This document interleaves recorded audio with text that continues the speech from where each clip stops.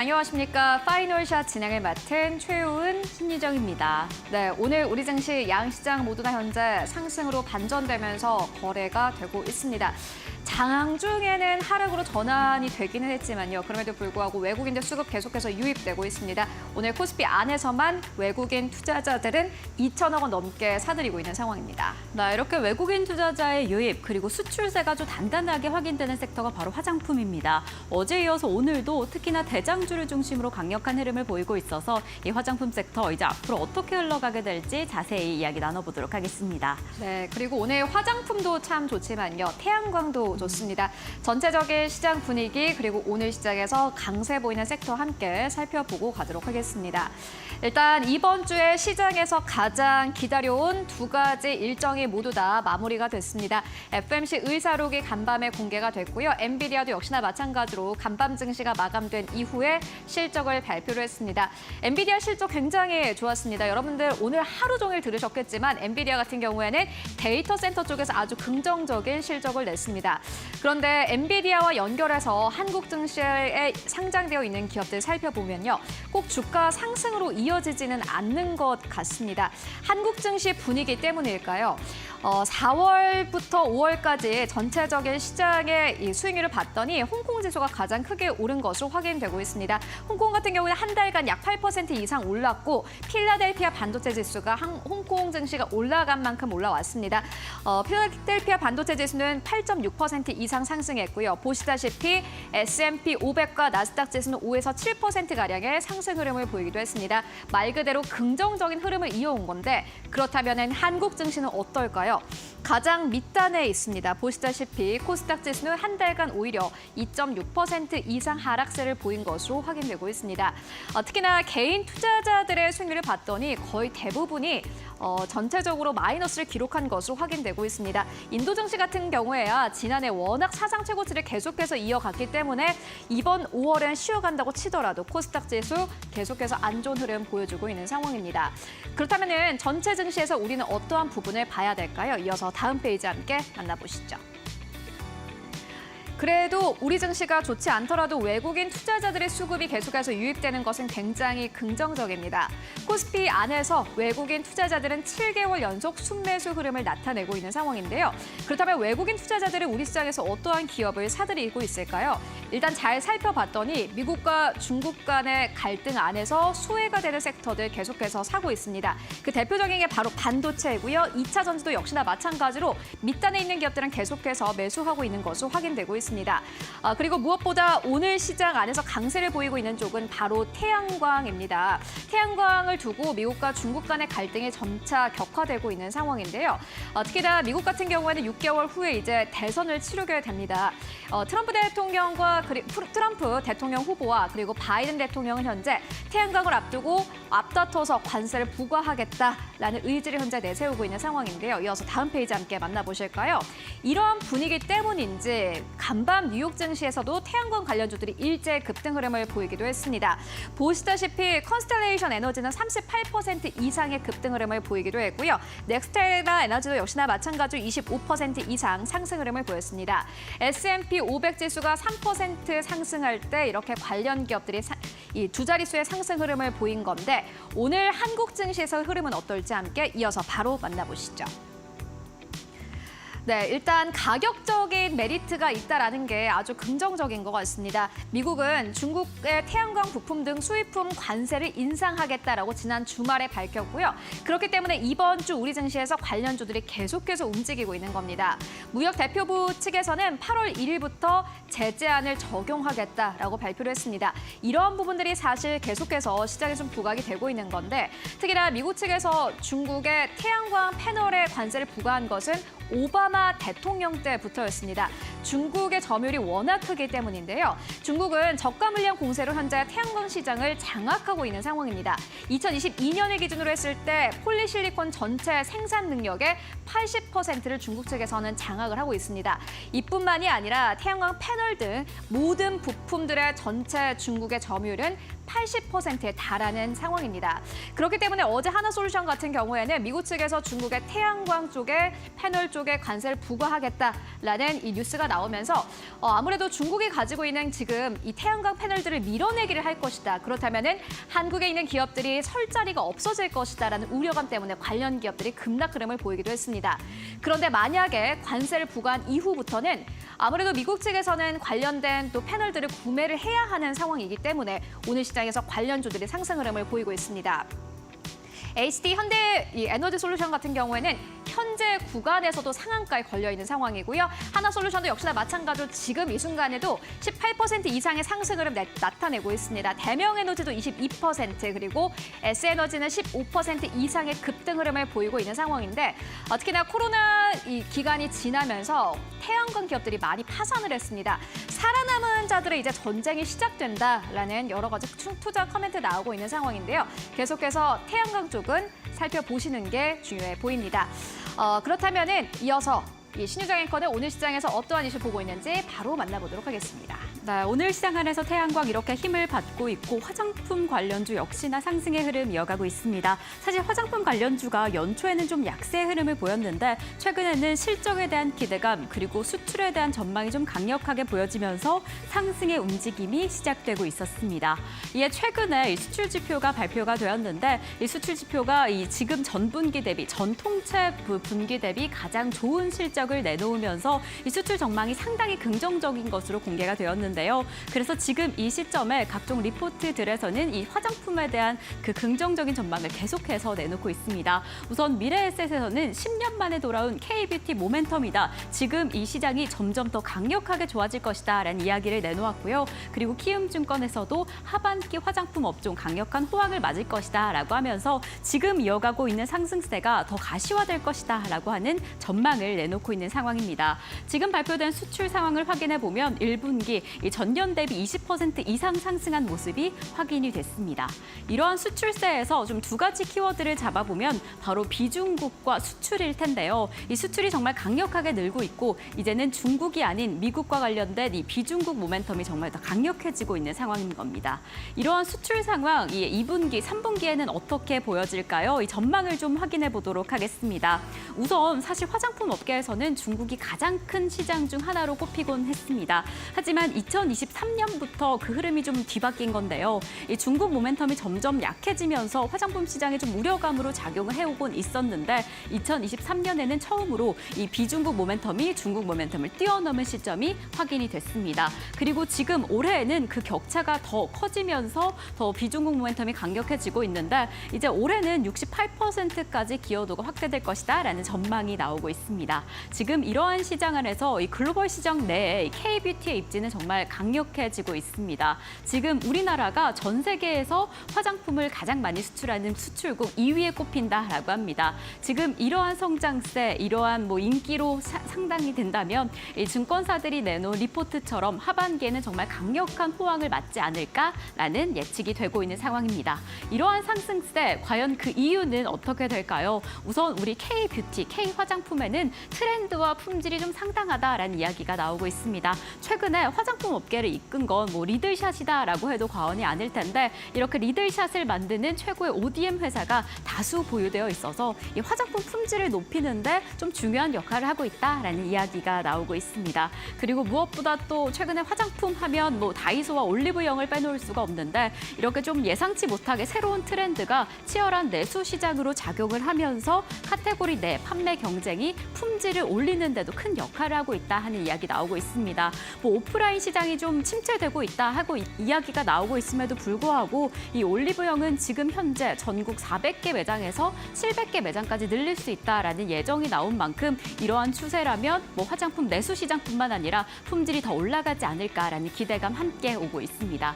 그리고 오늘 시장 안에서 좀 특징은 대장주가 좀 강력하게 끌어올려주고 각종 브랜드들, 중소형 브랜드들과 ODM, OEM 기업들이 함께 힘을 받쳐주고 있는 상황인데요. 그래서 오늘 시장 안에서는 이 아모레퍼시픽의 특징을 좀 체크해 보시는 게 중요할 것 같습니다. 어제도 좀 상승을 했는데 오늘 시장 안에서 다시 한번 52주 신고가를 경신을 했습니다.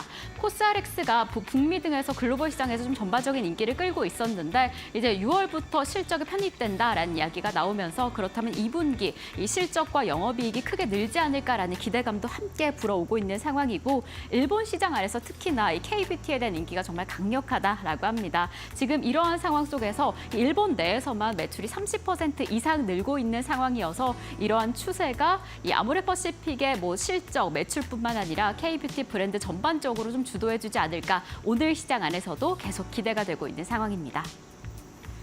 네, 지금까지는 비중국 쪽이 많이 움직였는데 오늘 시장에서는 중국향 관련 기업들이 아주 강력하게 움직이고 있는 상황입니다. 그렇기 때문에 오늘 엔터주도 함께 오르고 있는데 이러한 시장 상황들 오늘도 파이널 샷에서 함께 분석해 보도록 하겠습니다. 네, 그럼 오늘의 파이널 샷 출발하겠습니다.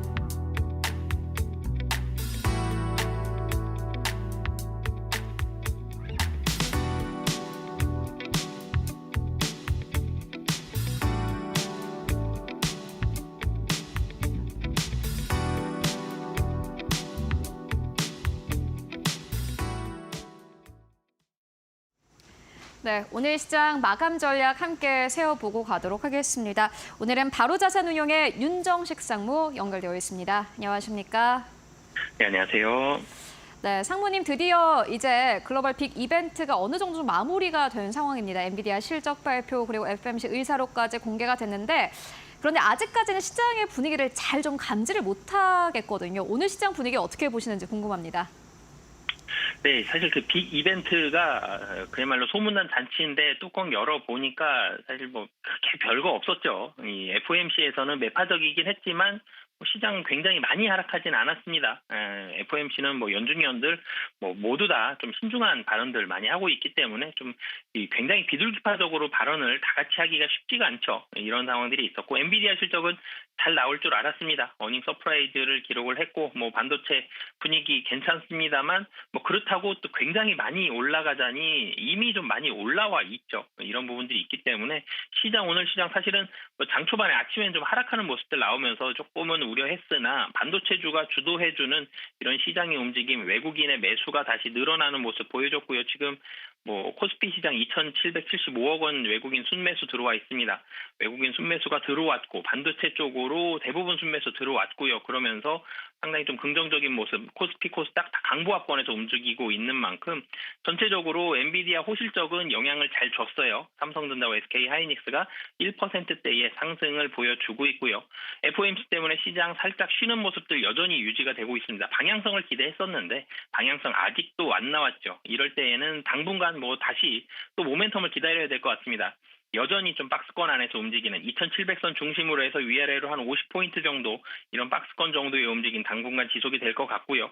뭐 계속 똑같은 얘기 드려야 될 것 같은데 빅 이벤트 앞두고 있을 때도 이벤트를 앞두고 있기 때문에 시장 좀 보수적으로 움직이면서 박스권 말씀드렸는데 이벤트 끝나도 모멘텀이 위든 아래든 어느 쪽으로든 추가적으로 박스권을 벗어날 만한 지금 이유가 별로 없어요. 그렇기 때문에 실적 기대하면서 뭐 좀 전에도 말씀 주셨지만 화장품, 뭐 중국 관련된 화장품 업체들 굉장히 좋습니다. 그래서 화장품주들 계속적으로 보시면 좋을 것 같고요. 그 외에도 중국 관련된 또 게임 업체들도 상당히 좋아지고 있습니다. 중국이 전체적으로 지금 좋아지고 있거든요. 중국 쪽 포커스 맞추시는 종목들도 좋을 것 같고요. 뭐 그동안 계속적으로 말씀드렸던 뭐 반도체 같은 종목들도 그렇고 또 조선주와 같은 이런 이 실적 기대되는 종목들 오늘 올라가고 있는데 이 종목들이 앞으로도 좋아지는 모습, 좋은 모습을 계속적으로 보일 가능성이 아직까지는 높은 상황이다라고 보시면 되겠습니다. 일단 이벤트를 떼놓고 그냥 생각을 해보자면 오늘 시장에서 중국 관련주들이 움직이고 있고 뭐 최근 들어서 중국 관련주가 움직이고 있다라는 것은 사실 지금까지 안 움직였던 쪽에서 조금 움직임이 나오고 있다 이렇게 보여지기도 하는데 그런 측면에서 봤을 때는 지금까지 안 오른 기업들 그리고 좀 못 오른 기업들 봐야 되겠다라는 생각도 듭니다. 오늘 시장에서 보시고 계신 기업 있으실까요?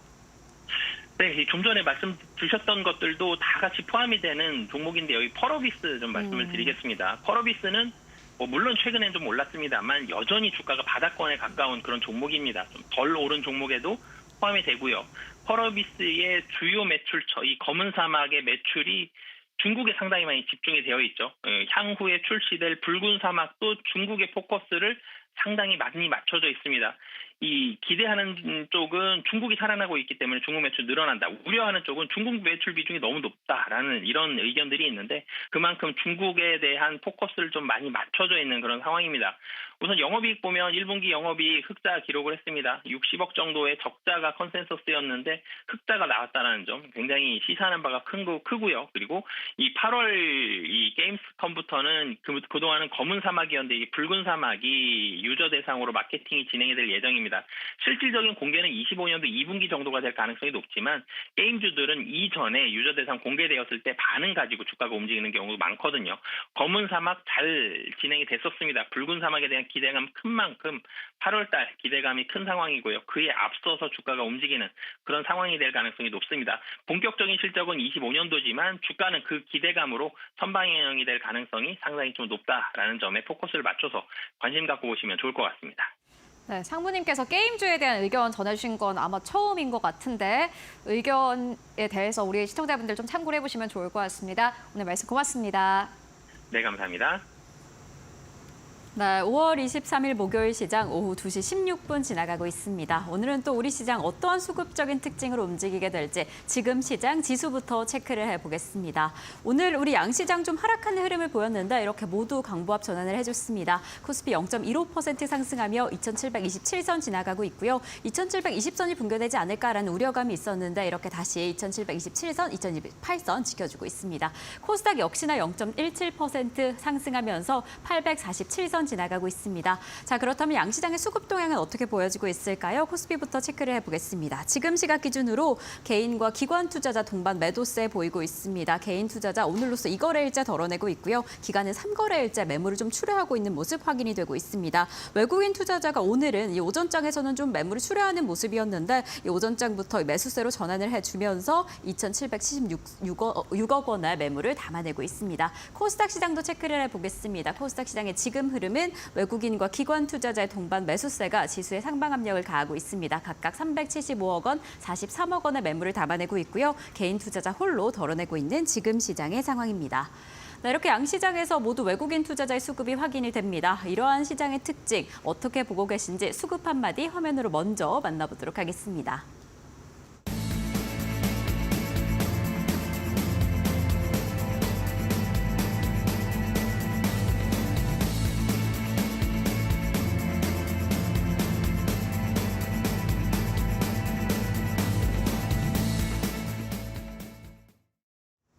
자, 또 오늘 우리 시장은 어떠한 수급적인 특징으로 흘러가게 될까요? 두 분의 전문가님 모시고 이야기 나눠보겠습니다. ISS의 김태성 본부장님, 프레스티지 경영전략연구소의 반종민 소장님 나와주셨습니다. 두 분 어서 오세요. 네, 이렇게 목요일 시장 또 지난 새벽에는 기다리던 엔비디아 실적이 공개가 됐습니다. 네. 호실적 공개가 되면서 반도체 어떻게 흘러갈까 했는데 그래도 지금 수급이 약하긴 하지만 또 흐름이 괜찮습니다. 삼성전자 오늘 하락하기도 하더라고요. 네. 근데 또 다행히 지금 1%대 강세를 보이고 있는데 또 전체적인 수급적인 특징은 어떻게 보고 계실까요? 일단 장중에 굉장히 또 위태위태 좀 해 보였습니다. 그렇죠. SK하이닉스는 기대했던 것만큼의 결과 20만 원이라고 하는 가격대를 넘어서는 모습을 보였지만 삼성전자가 따라오지 못하면서 조금은 불편한 시작이었거든요. 일단 전체적으로 지금 반도체에 대한 좋은 이야기가 나왔으나 수급은 굉장히 아쉬울 수밖에 없었다라고 좀 보여집니다. 하지만 이것을 그래도 행복 회로를 조금이라도 돌리면서 긍정적으로 해석을 해본다면 지수에는 크게 문제가 없겠구나라고 투자자분들이 인식을 할 수 있을 것 같아요. 그러다 보니까 오히려 굉장히 빠른 순환매가 돌면서 테마적인 종목군들의 어떤 이 개별 종목군들의 변동성이 나타나고 있고 그 개별 이 변동성이 나타나는 대다수의 종목군들의 특징은 오늘은 에너지 관련주였다라고 좀 보시면 될 것 같고요. 이 흐름은 아무래도 이제 미국 시장도 그러했듯이 우리나라 증시도 조금은 더 길게 이어질 가능성이 높다는 의견 한번 드려보도록 하겠습니다. 네, 정말 반도체 시장 안에서도 수급이 강하지 않은데 지수로는 나쁘지 않아서 지수에는 문제가 없구나 그 부분을 확인이 좀 해줄 수 있었습니다. 이럴 때 좀 테마로 움직임이 되면서 오늘 시장 안에서 에너지 관련주가 강력한데 오늘 에너지 관련주의 상황 그리고 수급까지 좀 함께 체크해 보시는 게 중요할 것 같습니다. 자, 소장님은 어떻게 보고 계실까요? 지금 수급적인 특징이 좀 어떻게 그려지고 있을까요? 일단 그 본부장님이 말씀하신 거랑 네. 저도 동의를 합니다. 그래서 지금 에너지 섹터 쪽에 순환매적인 흐름들을 보여주고 있거든요. 근데 여기에 대해서 계속 좀 모멘텀이 붙는 게 뭐냐면 AI 데이터 센터 향에 따라 전력 수요 급증에 따른 영향이 지금은 맨 처음에 이제 전선, 전력 설비 이쪽으로 갔다가 원전 갔다가 수소 갔다가 지금 ESS까지 가고 있습니다. 그렇기 때문에 이러한 흐름들이 계속 좀 지속될 것으로 전망이 되고 있고 음식료의 경우에는 일시적으로 좀 약간은 아쉽기는 하지만은 그렇다 하더라도 계속 좀 그 흐름들이 좋다라고 생각하는 쪽으로 많이 좀 모이고 있기 때문에 이러한 수급 쏠림 현상은 지속될 것으로 전망이 되고 있고요.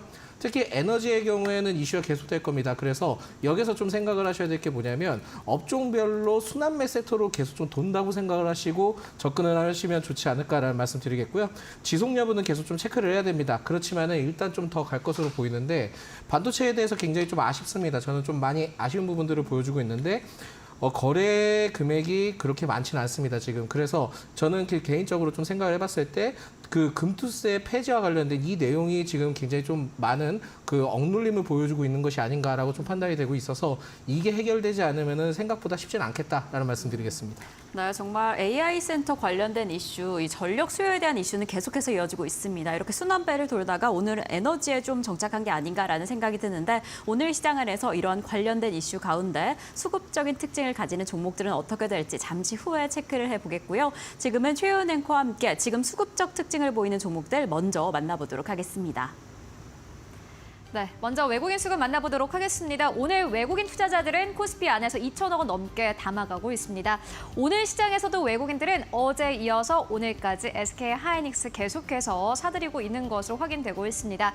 그리고 두 번째로는 HD 현대일렉트릭 담아내고 있고요. 세 번째로는 대한전선, 네 번째로는 풍산입니다. 그리고 오늘 시장에서 풍력 관련주도 움직이고 있습니다. 정말 오래 쉬어갔던 업종들 오늘 시장에서 다시 한번 급등을 하면 나오고 있는데 외국인 투자자들은 CS윈드도 사들이고 있습니다. 매도하는 기업들 살펴봤더니 어제 크게 오른 현대차 매도하고 있는 것으로 확인되고 있고요. 두 번째로는 한미반도체 올라와 있습니다. 반도체라고 해서 다 잘 가는 것도 아니고요. 모두 사는 것도 아닙니다. 약간의 이 옥석 가리기가 필요할 것 같다라는 커멘트 나오고 있고 세 번째로는 하나솔루션 올라와 있습니다. 태양광주인데 오늘 외국인들을 오히려 덜어내고 있는 것으로 확인되고 있고요. 네 번째로는 LS 일렉트릭 그리고 다섯 번째로는 LX 인터내셔널 올라와 있습니다. 일단 오늘 광물 쪽도 현재 시장에서 움직이고 있는 상황인데 그렇다면 코스닥 안에서의 수급은 어떨까요? 함께 만나보시죠. 네, 오늘 매수하는 기업들 살펴봤더니 외국인들의 계속해서 매수가 들어오는 기업 이번 주에는 재룡전기 포착되고 있습니다. 재룡전기 오늘 시장에서 외국인 투자자들은 두 번째로 가장 많이 사들이고 있고요. 첫 번째로는 알테오젠입니다. 다만 시간이 갈수록 계속 1, 2위를 앞다투고 있는 상황이기 때문에 계속해서 체크해 보실 필요가 있을 것 같고 세 번째로는 엔캠 올라와 있습니다. 그리고 중국 안에서 한국 아이돌들이 이제 공연을 할 수 있게 될 수도 있다라는 보도가 나오면서 오늘 SM이 아주 강력하게 흐름 보여주고 있는데 SM이 네 번째로 외국인 투자자들이 가장 많이 매수하고 있는 것으로 확인되고 있고요. 다섯 번째로는 에이텍 올라와 있습니다. 매도하는 기업들 살펴봤더니 첫 번째로는 YC, 두 번째로는 박셀바이오, 그리고 세 번째로는 우리기술 올라와 있습니다. 네 번째로는 젤시스 메디컬, 그리고 다섯 번째로는 LS 머트리얼즈 이름 올리고 있습니다. 그렇다면 오늘 기관 투자자들은 어떨까요? 함께 만나보시죠. 네, 기관 투자자들은 외국인과 다른 포지션을 현재 취하고 있습니다. 현대차를 가장 많이 사들이고 있는 것으로 확인되고 있는데요. 두 번째로는 이수 페타시스 올라와 있습니다. 다만 외국인과 기관이 함께 매수하는 기업 CS 윈드 눈에 띄네요. 그리고 네 번째로는 한미반도체, 다섯 번째로는 DB 하이텍 올라와 있는데 기관 투자자들은 계속해서 DB 하이텍 매수하고 있는 것으로 확인되고 있습니다. 매도하는 기업들 살펴봤더니 오늘 시장에서 기관 투자자들은 오히려 삼성전자와 SK 하이닉스를 매도하고 있는 것으로 확인되고 있습니다. 세 번째로는 기아, 그리고 네 번째로는 LS, 그리고 또 다른 태양광 기업이죠. OCI 홀딩스 오늘 기관 투자자들이 현재 매도하고 있습니다. 그렇다면 코스닥 안에서의 수급은 어떨까요? 함께 만나보시죠. 특히나 이렇게 지수가 좀 지지부진할 때에는 수급적인 상황들을 잘 체크해 보시는 게 중요해 보이는데 오늘 기관 투자자들은 YC를 가장 많이 매수하고 있고요. 감성 코퍼레이션도 역시나 움직입니다. 의류주들도 오늘 시장에서 다시 한번 움직이기 시작을 했습니다. 중국 경기 반등에 대한 기대감이 최근 시장에서 아주 강력하게 나오고 있고 세 번째로는 원익 IPS, 네 번째로는 TSE, 그리고 다섯 번째로는 한손 엔지니어링 올라와 있습니다. 오늘 매도하는 기업들 살펴봤더니 신규 상장주입니다. 노브랜드를 매도하고 있는 것으로 확인되고 있고요. 두 번째로는 테크윙, 그리고 비올 매도하고 있습니다. JYP 엔터, TLL까지 모두 다 올라와 있습니다. 지금까지 수급 상황 함께 살펴보고 왔습니다.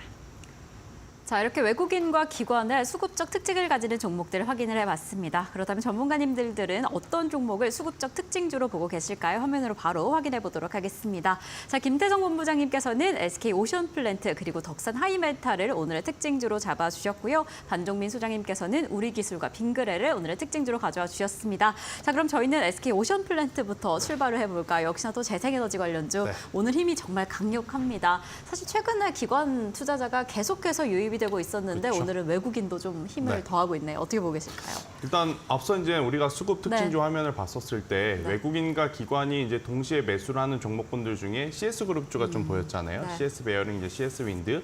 대표적인 우리나라 이제 어떻게 보면 해상풍력 관련주이기 때문에 그 온기는 다른 기업들로 이제 계속해서 퍼져 나갈 수 있다라고 좀 보여질 수 있을 것 같고 사실 이제 재생에너지주들이 작년에 혹은 올 초에 가야 할 자리에서 가지 못했던 이유는 명확합니다. 금리 인하를 해줄 줄 알았지만 그 금리 인하에 대한 시기가 계속 딜레이가 되고 있었다라는 부분. 하지만 이제 어제 FOMC에서도 지속적인 매파 발언을 하긴 했어도 하반기에 최소 한 번 정도는 할 수 있다라는 가능성을 봤기 때문에 오늘 최근에 또 AI 생태계에 따라서 재생에너지가 부각이 되는 상황, 여기에 금리 인하에 대한 기대감이 여전히 살아있다라는 관점에서 보면 재생에너지 쪽은 꼭 보셔야 될 것 같고 그중에 이제 SK 오션플랜트 같은 경우에는 수급을 먼저 체크를 해보면 최근에 이제 기관 투자자분들의 이제 물량들이 계속 들어오고 오늘은 기관과 외국인의 양매수가 들어오고 있는 상황 속에 바닥권에서 움직이고 있다는 게 가장 중요할 것 같아요. 일단 대만의 수주가 계속해서 재개가 되고 있고 국내 해상풍력 정착 모멘텀은 여전히 지금 유효하다라고 좀 보시면 될 것 같습니다. 이제 두 번째 같은 경우에는 올해 1분기에 실적이 그다지 좋지 못했던 이유를 살펴보니까 작년 4분기에 이제 이연됐었던 부분이 있기에 이연된 것이 어느 시점에 이제 녹아들 거냐? 일단 1차적으로는 2분기에 이제 녹아들 가능성이 굉장히 높다라고 나오고 있어서 실적 기저 효과도 충분히 기대해 볼 수 있는 부분이다라고 좀 말씀드릴 수 있을 것 같고요. 지금 현재 SK 오션플랜트 같은 경우에는 시총이 약 8천억입니다. 그리고 이제 수주 잔고를 체크를 해봤었을 때 올 초만 하더라도 약 3,500억 정도의 이제 수주 잔고를 가지고 있는데 시총 대비해서 이 정도 수주 잔고 굉장히 많은 것이다라고 좀 이야기를 드릴 수 있을 것 같고요. 여기에 이제 이연된 실적까지 포함이 된다라고 하면 저는 충분히 더 좋은 모습을 좀 보일 수 있다는 의견 한번 드려보면서 SK 오션플랜트만의 장점은 뭐냐? 아직 미국 시장에 진출을 안 했다라는 겁니다. 그러니까 좀 미국 시장에 진출을 하게 된다면 지금 이들이 가지고 있는 수주 잔고보다 훨씬 더 높은 수주 잔고와 함께 더 높은 이제 외형 성장을 기대할 수 있어서 만약에 이제 해상풍력 관련해서 CS 베어링, CS 윈드 외에 새로운 기업을 원하시는 분들은 SK 오션플랜트 또한 굉장히 좋은 어떤 포인트가 될 수 있다는 의견 드리도록 하겠습니다. 네, 참 이렇게 수급적인 측면에서는 우선 외국인과 기관이 함께 움직여준다는 점이 좀 유의미한 것 같습니다. 네. 그리고 이 기업 같은 경우에는 금리 인하 이슈가 좀 중요했는데 이 인하에 대한 기대감에 조금은 더 힘을 실어주면서 좀 기대가 되는 상황인데 뭐 외국 진출, 미국 시장 진출에 대한 기대감도 있고 이에 따라 2분기 실적은 조금 더 나아지지 않을까라고 좀 기대를 하고 있는 상황이어서 어떻게 흘러가게 될지 지금 수급적 흐름이 어떻게 지켜지게 될지 계속 체크해 보시는 게 중요할 것 같습니다. 자, 그럼 소장님께서 잡아준 첫 번째 종목 우리 기술로 넘어가 보겠습니다. 계속해서 AI 전력 데이터 센터 이슈가 돌고 돌다가 원전에도 또 이렇게 한 번씩 자리를 잡는데 오늘 우리 기술 정말 강력한 상승세 보이고 있습니다. 예. 기관도 담아내네요. 어떻게 예. 보시나요? 그렇긴 한데 이게 네네. 좀 그 변동성이 너무 심하죠. 그래서 그렇죠. 네. 상승은 한 22% 상승을 하고 네. 빠지면은 2%까지 네. 갔다가 지금 9%인데요. 그렇죠. 변동성이 계속 좀 심할 것으로 전망이 되고 있기 때문에 지금은 좀 유의하실 필요는 있지 않나라는 말씀드리겠고요.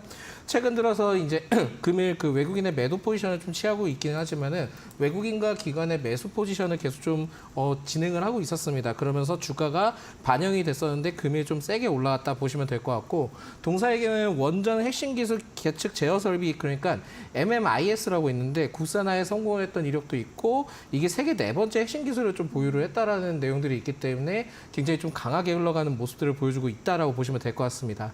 게다가 이제 정부와도 좀 어느 정도 연관점이 있는 게 뭐냐면 산자부에서 주관을 하는 그 ISMR이라고 있습니다. 여기에 따른 내용도 있기는 하지만 모듈형 원자료에 대해서도 MMIS 그 안전계통 표준 플랫폼 개발에 대한 협약을 좀 체결을 했던 이력이 있기 때문에 결국은 원전과 관련된 이슈가 부각받았을 때 동사의 경우에는 급등할 수 있는 타이밍도 있다라는 말씀을 드릴 수 있을 것 같고요.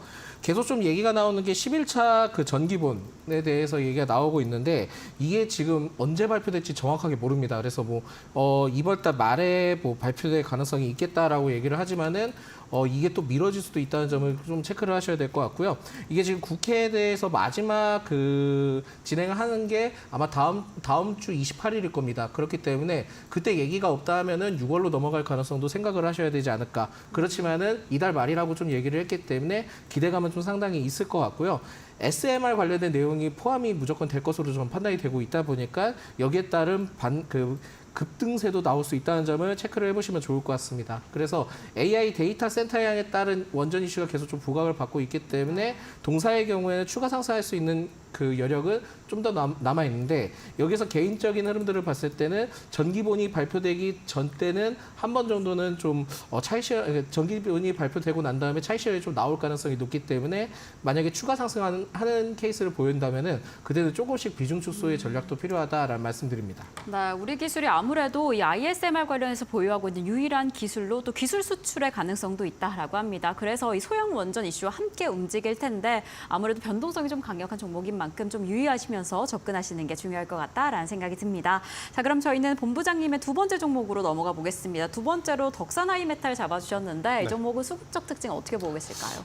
일단 최근에 이 덕산그룹주들이 네. 굉장히 좋은 모습을 보이고 있습니다. 덕산 테코피아, 덕산 네오룩스, 이제 덕산 하이메탈. 이제 그 중에서 오늘 제가 하이메탈을 가지고 온 이유는 일단 최근에 이 덕산 하이메탈을 통한 이제 수급의 유입이 굉장히 긍정적이다라고 좀 보여지고 있어요. 특히나 오늘 같은 경우에 기관과 외국인의 앞선 종목과 마찬가지로 양매수가 지금 잡히고 있는 상황이고, 그리고 이제 저는 요새 이제 가장 중요하게 보는 것은 일단 주가의 위치입니다. 그러니까 지금 전선주들 혹은 에너지 안에서도 순환매가 지금 빠르게 도는 이유는 뭐냐면 기존에 이제 밸류 부담을 가지고 있던 전력기기라든지 전선주들이 사실 많이 올랐잖아요. 그러니까 그 구간에서 조정이 나오면 불편하다라고 느끼시는 분들이 오히려 그동안 오르지 못했던 쪽으로의 수급의 이동이 지금 이동이 나타나고 있다라고 좀 보시면 될 것 같은데, 저는 반도체 관련 부품주 안에서도 이러한 흐름이 나올 가능성이 높다라는 생각이 듭니다. 일단 덕산 하이메탈 같은 경우에는 HBM이라든지 어드밴스 패키징에 들어가는 소재, 이거에 대한 국산화 관련 어떤 흐름을 좀 보이고 있는 상황이라서 이것들이 진짜로 성공이 된다라고 하면 하반기에 조금은 더 좋은 모습들을 좀 보일 가능성이 높다 좀 보여지고 있고요. 특히 이제 반도체 소재 사업뿐만 아니라 방산 쪽에서도 굉장히 좋은 모습을 보이고 있는데, 자회사 이제 덕산 넵코스를 통해서 이 방산 부품에 대한 매출도 지금 굉장히 빠르게 잡혀가는 것을 이번 실적을 통해서 좀 확인을 했거든요. 더욱이 지금 이 덕산 하이메탈이 덕산 네오룩스의 지분을 많이 가지고 있습니다. 지금 덕산 하이메탈의 시가총액은 3,600억 정도고 덕산 네오룩스의 시총은 1조입니다. 그렇기 때문에 이 덕산 네오룩스의 이제 어떤 지분에 대한 재평가를 받게 된다라고 하면 저는 덕산 하이메탈은 그냥 단순히 덕산 네오룩스의 지분을 가지고 있는 것만으로도 외형 성장을 해도 저는 명분이 있다라는 의견 한번 드려보면서 그동안에 덜 올랐었던 종목군들에 이제 관심을 좀 가져봐야 될 때가 되었다라는 의견 한번 드려보며 덕산 하이메탈도 그중에 한 종목이다라는 의견 드려보도록 하겠습니다. 네, 덕산 하이메탈 지금 위치한 위치가 좀 좋다라고 이야기를 해주셨는데 1분기의 실적도 상당히 유의미하게 나온 상황이어서 어떻게 흘러가게 될지 수급적으로 또 어떻게 뒷받침될지 계속 체크해 보시는 게 중요할 것 같습니다. 자, 소장님께서는 두 번째 종목으로 식품 식품 관련주 빙그레를 잡아주셨습니다. 뭐 식품이 최근에 수출과 실적으로 빙그레 웃는 상황이었는데 이 정보 어떻게 보고 계실까요?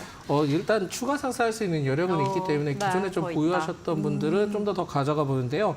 1분기에 대해서 아마 그 내용들이 굉장히 좀 많이 나왔기 때문에 전년 동기 대비 굉장히 좀 좋았던 것도 체크를 해보실 필요는 있을 것 같고, 리포트를 확인해 보니까 뭐 디스카운트 해소 내용이 좀 나오고 있는데 저는 이거에 대해서 그렇게 뭐 동의하지는 않습니다. 그래서 뭐 디스카운트에 대한 내용보다는 아직까지 성장 가능성은 있다라는 말씀을 드릴 수 있을 것 같고요.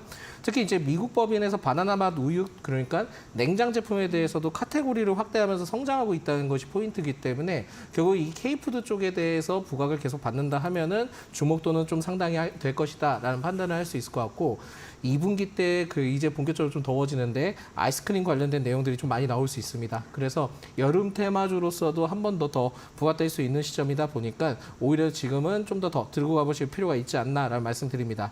최근에 외국인과 기관의 순매수세가 지속적으로 유입되고 있는 것을 봤을 때는요, 매수세가 좀 더 나올 가능성이 높습니다. 그래서 주가는 10만 원대는 한 번 정도는 터치를 할 것 같다라고 볼 수 있기 때문에 만약에 터치를 하게 된다 하면은 차익 실현을 해보시는 것도 좋지 않을까 말씀드리겠고요.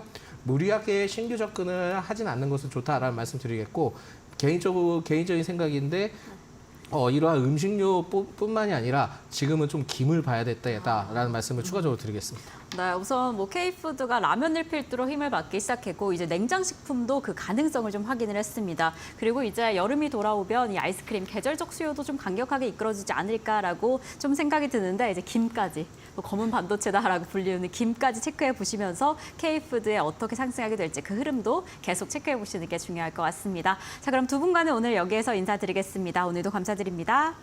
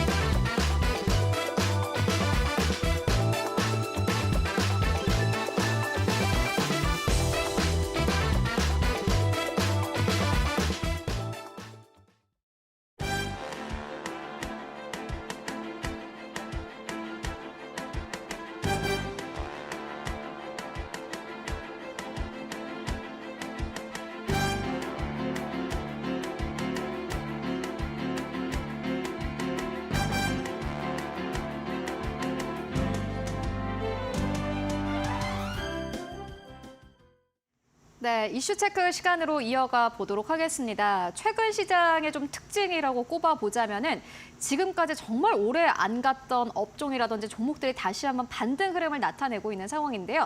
그러한 측면에서 오늘 시장에서 게임주 함께 살펴보고 가도록 하겠습니다. 오늘은 루체인베스트의 오현진 팀장 모셨습니다. 안녕하십니까? 네, 안녕하세요. 네, 팀장님이 이제 오시면은 연말 왔구나. 월말이 왔구나. 연말이라고 이야기를 해버렸지만은 네, 월말이 왔구나라는 생각이 듭니다. 이번 달은 사실 뭐 뚜렷한 움직임이 없었는데 그럼에도 불구하고 사실 가격이 저렴한 섹터가 좀 올라오는 게 특징이었던 것 같습니다. 특히나 게임주가 그랬는데 게임주 뭐 최근에 어떻게 보고 계신가요? 네, 실제로 이제 최근에 게임주가 좀 올라오기는 했어요. 그래서 그동안 많이 부진했다가 바닥을 찍고 반등하는 흐름인데 뭐 말씀을 해주신 대로 낙폭과대주가 좀 순환매를 보이면서 올라온 것도 있기는 합니다. 근데 그것만으로 상승 이유를 찾을 수는 없거든요. 근데 가장 대표적인 게 1분기 실적이 생각보다 괜찮았다라는 부분입니다. 그래서 국내 대형 상장사들이 대부분 좋은 실적을 냈는데요. 크래프톤 같은 경우 영업이익이 전년 동기 대비해서 9.7% 정도 증가하는 흐름이었고 넷마블도 2개분기 연속 흑자를 냈습니다. 엔소프트 같은 경우에는 영업이익이 257억, 절대적으로는 부진한 수치긴 하지만 시장 컨센서스를 훨씬 상회하는 수치기는 했어요. 그래서 게임사들의 실적을 보면 절대 수치가 좋은 건 아닌데 워낙에 기대치가 낮았기 때문에 네. 그 낮아진 기대치 이상은 충족시켰다라는 겁니다. 그래서 증권사에서도 이제 게임주의 목표 주가를 하나둘씩 올리고 있는 모습들도 나타나고 있거든요. 그래서 게임주를 지금부터 보기에 시기적으로 괜찮다라고 판단을 하고요. 또 상반기에 대작 게임이 일부 흥행을 했습니다. 그래서 상반기에는 신작이 많지는 않았는데 그 소수의 신작이 흥행을 했다라는 게 중요한 것 같아요. 그래서 작년 말에 출시됐었던 뭐 데브 시스터즈의 쿠키런 킹덤 같은 경우 중국에서 다운로드 1위를 기록했고요. 3월에 위메이드의 나이트 크로우 최고 동접자 40만 명을 기록했고요. 이번 달에 이제 좀 이슈가 됐었던 게 넷마블의 나 혼자만 레벨업이라는 게임이 있는데 네. 이게 하루 매출이 140억을 넘게 찍었습니다. 정말 엄청난 흥행이에요. 그래서 넷마블 주가가 또 급등하기도 했고요. 제가 오전에 확인했을 때 현재까지 구글 플레이 매출 2위에 좀 랭크되어 있는 것을 알 수 있어요. 이렇게 대작 게임들이 좀 성공을 하다 보니까 게임주의 투심이 전체적으로 견인됐다라고 볼 수 있고 또 실적이 좋아졌었던 이유 중에 하나가 비용 절감입니다. 그래서 게임주가 몇 개 분기 연속 전체적으로 실적이 좀 안 좋다 보니까 인력에 대한 구조 조정을 좀 진행을 했어요. 그래서 NC라든지 넷마블, 데브 시스터즈 모두 다 구조 조정을 좀 진행을 하면서 1분기 실적이 좀 괜찮게 나왔다. 그래서 이런 부분들이 복합적으로 반영되면서 게임주를 끌어올렸다. 이렇게 보시면 되겠습니다. 네. 말도 많고 탈도 많았던 게임주들 이제 드디어 반등세를 나타내고 있습니다. 일단 반등하는 것도 좋고 계속해서 상승하는 것도 중요하지만 리스크부터 먼저 살펴보고 가도록 하겠습니다. 특히나 게임주가 좀 리스크가 크게 작용하는 경향이 있기 때문에 리스크부터 살펴볼 텐데 중국 쪽에서 나오는 게임들이 많아지고 있는 게 문제거든요. 네. 뭐 한국에서도 테무, 알리익스프레스 나오면서 네이버 쪽에서 약간 좀 부진한 것처럼 게임도 마찬가지일 것 같은데 그 부분 어떻게 보십니까? 네, 그래서 지금 중국의 그 커머스 업체가 굉장히 위협적이잖아요. 그러니까요. 그래서 게임 부분에서도 한국 시장을 많이 진출을 했어요. 그래서 국내 게임의 경쟁력이 이제 좀 떨어지는 게 아니냐 이런 우려가 있는데 근데 결론적으로는 걱정하실 필요 없다고 생각을 합니다. 그래서 이유는 뒤에 말씀드리고요. 근데 실제로 4월 달에 모바일 게임 매출을 보면 1위 매출이 라스트워라는 게임이에요. 이게 이제 중국의 퍼스트펀이 개발한 게임인데 이게 매출 3위는 이제 버서커 키우기라는 게임이었고 5위가 화이트하우스 서바이벌이라는 게임이었습니다. 이 1위, 3위, 5위 게임이 모두 다 중국 게임이었고요. 2위와 4위만 각각 리니지 M, 오딘으로 국내 게임이었습니다. 그래서 상위 랭커 5게임 중에 3개를 이제 중국에 뺏기다 보니까 이제 네. 우려감이 커졌는데 저는 두 가지 의미에서 큰 걱정을 안 해도 된다고 봐요. 첫 번째는 광고비입니다. 중국 게임 업체들 보면 특히 매출 1위였던 라스트워 같은 경우에는 광고비에 정말 엄청난 돈을 썼어요. 유튜브 보시면 라스트워 광고를 안 보신 분들이 아마 거의 한 분도 안 계실 그죠. 정도로 정말 엄청나게 나옵니다. 뭐 개그 프로에서는 이걸 패러디까지 하기도 했어요. 워낙에 광고에 많이 나오니까. 그래서 보통 이제 게임사들이 광고비에 지출하는 비중이 매출의 20%예요. 근데 중국 게임 업체는 많으면 50%까지도 광고비로 씁니다. 그래서 광고 효과로 밀어 올린 효과가 있다. 이게 이제 첫 번째고 두 번째는 1위였던 라스트워라든지 3위였던 버스커 키우기 같은 경우 캐주얼 게임이에요. 이 캐주얼 게임이라는 것은 상대적으로 제작비가 적게 들어가고 짧은 시간에 간단하게 할 수 있는 게임입니다. 근데 게임에 돈을 많이 쓰는 층은 중고등학생층이 아니라 어쨌든 성인이에요. 그러니까 지출력이 있으니까요. 근데 성인은 바쁘잖아요. 게임을 붙잡고 할 시간이 없어요. 결국은 뭐 지하철 타면서 20분, 뭐 자기 전에 누워서 30분 이렇게 이제 하고 싶은데 이것 때문에 캐주얼 게임 시장이 많이 컸어요. 근데 국내 게임 업체들은 MMORPG의 강점이 있지 캐주얼 게임의 강점이 있지는 않았거든요. 거거든요. 요것 때문에 일단 중국 업체에 좀 밀린 감이 있다라는 겁니다. 근데 국내 업체도 이런 흐름에 발맞춰서 캐주얼 게임들을 많이 만들어내고 있고요. 또 언제까지 캐주얼 게임이 강세를 이어간다고 장담할 수도 없어요. 이게 MMORPG로 흐름이 바뀔 수도 있는 거고 그렇게 되면 국내 업체가 중국 업체들을 압도할 가능성이 높습니다. 그래서 굳이 걱정을 안 하셔도 된다라는 부분이고요. 또 중국 시장에 진출할 수 있는 기대감은 있어요. 중국의 판호 규제가 아직 완전히 해제된 건 아닌데 그래도 조금씩 허가가 나오고 있기는 합니다. 2016년에 판호 발급을 했고 2020년에 중국 출시 예정이었지만 취소된 던전 앤 파이터 모바일 같은 경우 3년 6개월 만에 판호를 다시 받았어요. 그래서 이제 막 출시가 되고 있고요. 작년 말에 그라비티의 라그나로크 판호 발급이 돼 있습니다. 그래서 제한적으로 판호 발급이 꾸준히 되고 있기 때문에 이제 중국 시장도 국내 게임 업체에 열리고 있다. 이것은 또 다른 기회로 작용하고 있다. 이렇게 보시면 되겠습니다. 그런데 궁금한 게 그렇다면 광고로 만약에 이제 밀어 올렸다면은 그만큼 계속 유지가 되면 어쨌든 간에 한국 게임사들에게는 손해 아닌가요? 맞죠. 근데 그렇게까지 유지하지 않을 거라고 보고 있어요, 제가. 앞서 말씀드렸듯이 이제 매출의 50%를 광고비로 쓴다는 것은 그죠. 매출이 100% 영업이익으로 연결되는 게 아니잖아요. 그럼 매출에서 일부가 영업이익인데 그걸 거의 다 광고비로 쓴다는 겁니다. 실질적으로 남는 돈 이제 별로 없다라고 보시는 게 맞아요. 그런 관점에서는 이런 장기적인 광고비 집행은 계속해서 이어질 가능성은 적습니다. 근데 지금은 이제 뭐 유튜브 광고라든지 이런 부분이 워낙 활성화가 그죠. 돼 있으니까 순식간에 빨아들일 수는 있겠지만 이게 돈으로만 지속되는 부분이기 때문에 언제까지고 이어질 수는 없다라고 생각합니다. 네, 알겠습니다. 중국 쪽에서 이제 뭐 게임 안에서의 경쟁이 치열해지고 있는 상황입니다만은 그래도 한국 게임 업체들과 필드가 다르기 때문에 크게 리스크는 아닐 것이다라는 의견으로 정리를 해보고 가도록 하겠고요. 그리고 무엇보다 게임 또 종목들에게는 큰 이슈가 있습니다. 바로 뭐 여러 가지 또 게임 컨퍼런스라고 해야 될까요? 보니까는 게임스컴 그리고 지스타 이런 것들이 있는 것 같은데 이런 이슈가 나올 때마다 펄어비스의 도깨비도 여기서 공개가 됐었나요? 뭐 비슷한 것들이 막 공개가 됐었던 것 같은데 그럴 때마다 주가가 막 올랐던 것 같아요. 어떻게 보십니까? 맞아요. 그래서 지금 이제 1분기 실적 시즌이 거의 마무리가 됐잖아요. 그리고 미국의 금리 얘기도 계속 나오지만 시장에서 노출이 이제 많이 된 이슈들이에요. 새로운 이슈가 없어요. 네, 그러다 보니까 시장에 어떠한 이벤트가 있는지를 계속 찾고 그 이벤트에 맞는 종목군들이 움직일 가능성이 있다라는 건데 이번 달 말에 이제 ASCO가 예정되어 있으니까 제약바이오를 보자. 이런 말들 많이 들으셨을 거예요. 게임도 마찬가지예요. 게임도 다음 달부터 시작해서 올해 말까지 행사들이 줄줄이 이어집니다. 네, 하반기에 집중되어 있는 행사들이기 때문에 게임주의 행사들을 보실 필요가 있다. 이렇게 말씀드리고 싶고요. 일단 다음 달에 서머 게임 페스트라는 게 있습니다. 이게 북미 온 오프라인 게임쇼라고 보시면 됩니다. 여기에 넥슨이나 뭐 NC소프트가 참여하고 특이한 건 이제 삼성전자도 참여해요. 삼성전자가 게임을 만든다는 건 아니고요. 이게 이제 그 클라우드를 이제 공개를 하는 건데 요즘에 게임은 용량이 커서 다 핸드폰에 다운받으면은 조금 핸드폰이 무거워지거든요. 근데 클라우드 서버에 게임을 저장하고 사용하게 되면 다운도 필요 없고 내 정보도 클라우드에 안전하게 저장이 돼요. 그래서 이런 플랫폼들을 삼성전자가 개발을 했어요. 그래서 이런 것들을 좀 공개할 것 같으니까 삼성전자도 같이 참여한다라고 보시면 되겠고요. 8월 달에 이제 말씀해 주신 게임스컴 여기서 펄어비스의 붉은 사막이 좀 공개가 될 것으로 보여집니다. 또 넥슨과 카카오 게임주도 게임스컴 참가 여부를 검토하고 있는 상황이니까 다수의 국내 게임사가 참여한다라고 보시면 되겠고 또 가장 익숙한 것은 지스타입니다. 올해 11월 네, 부산에서 개막이 됐는데 이게 올해 4월에 그 가장 큰 부스를 예약을 받았어요. 근데 이게 30분 만에 마감이 됐어요. 이게 작년에 지스타가 최대 규모였거든요. 그래서 올해는 아마 최대 규모로 경신할 것 같아요.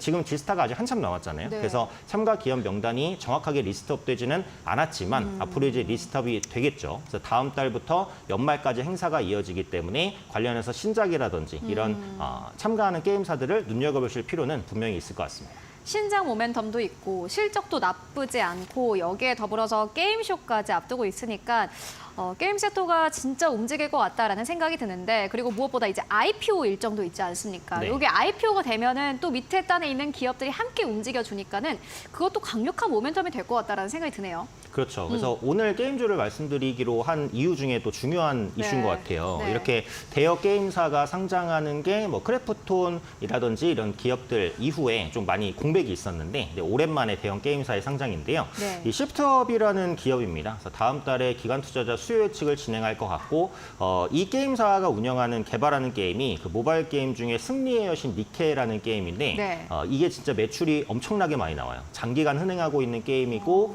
올해 말까지 매출이 1조가 넘어갈 것 같아요. 그러니까 정말 모바일 게임 하시는 분들은 아마 모르는 분이 없으실 정도로 유명한 게임이라고 보시면 되고 일본 시장 매출 비중이 50% 이상으로 가장 높고요. 그리고 국내와 미국 매출 비중이 20% 정도 됩니다. 물론 단일 게임에 대한 의존도가 높은 것은 약간 리스크죠. 그러네요. 지금 이 기업은 니케 매출이 97%를 차지하고 있기 때문에 니케 매출이 줄어들면 바로 매출이 줄어듭니다. 그래서 후속 게임을 빠르게 개발하고 있기는 한데 후속 게임이 흥행할지 아닐지는 모르잖아요. 그래서 단일 게임에 대한 의존도가 높다. 요건 약점이다. 이렇게 보시면 되겠고 지금 공모 희망가가 47,000원에서 6만 원 사이입니다. 그래서 희망가 상단에서 결정되면 시가총액이 3.5조 원이에요. 그래서 국내 4위 게임사가 됩니다. NC소프트에 이어서 4위 게임사가 된다라고 보시면 되겠고 다만 현재 PER을 39.25배, 거의 40배 가까이 잡았어요. 그러니까 낮게 잡지는 않았어요. 그래서 고평가에 대한 논란은 있습니다. 그래서 공모에 참여하셔도 아마 먹을 게 그렇게 많지 않을 수는 있다라고 보고 근데 요즘에 공모주 시장이 약간 좀 수그러들긴 하거든요. 그렇죠. 그래서 이런 부분들을 봤을 때는 상장 후에 뭐 급등하거나 요걸 기대하기는 어렵다.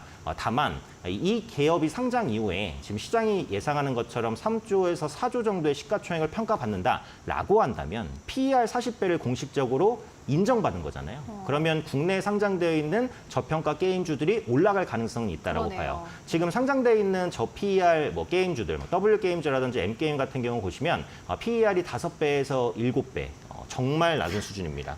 정말 이제 취급도 거의 못 받고 있는 수준이거든요. 그래서 이번에 시프트업이 이제 상장을 하고 주가가 괜찮다라고 한다면 저평가 게임주들이 움직일 수 있으니까 이것도 투자 포인트로 삼아보시면 괜찮을 것 같아요. 그래도 뭐 배그만 가지고 있는 크래프톤이랑 거의 비슷하다라는 생각이 들고요. 네.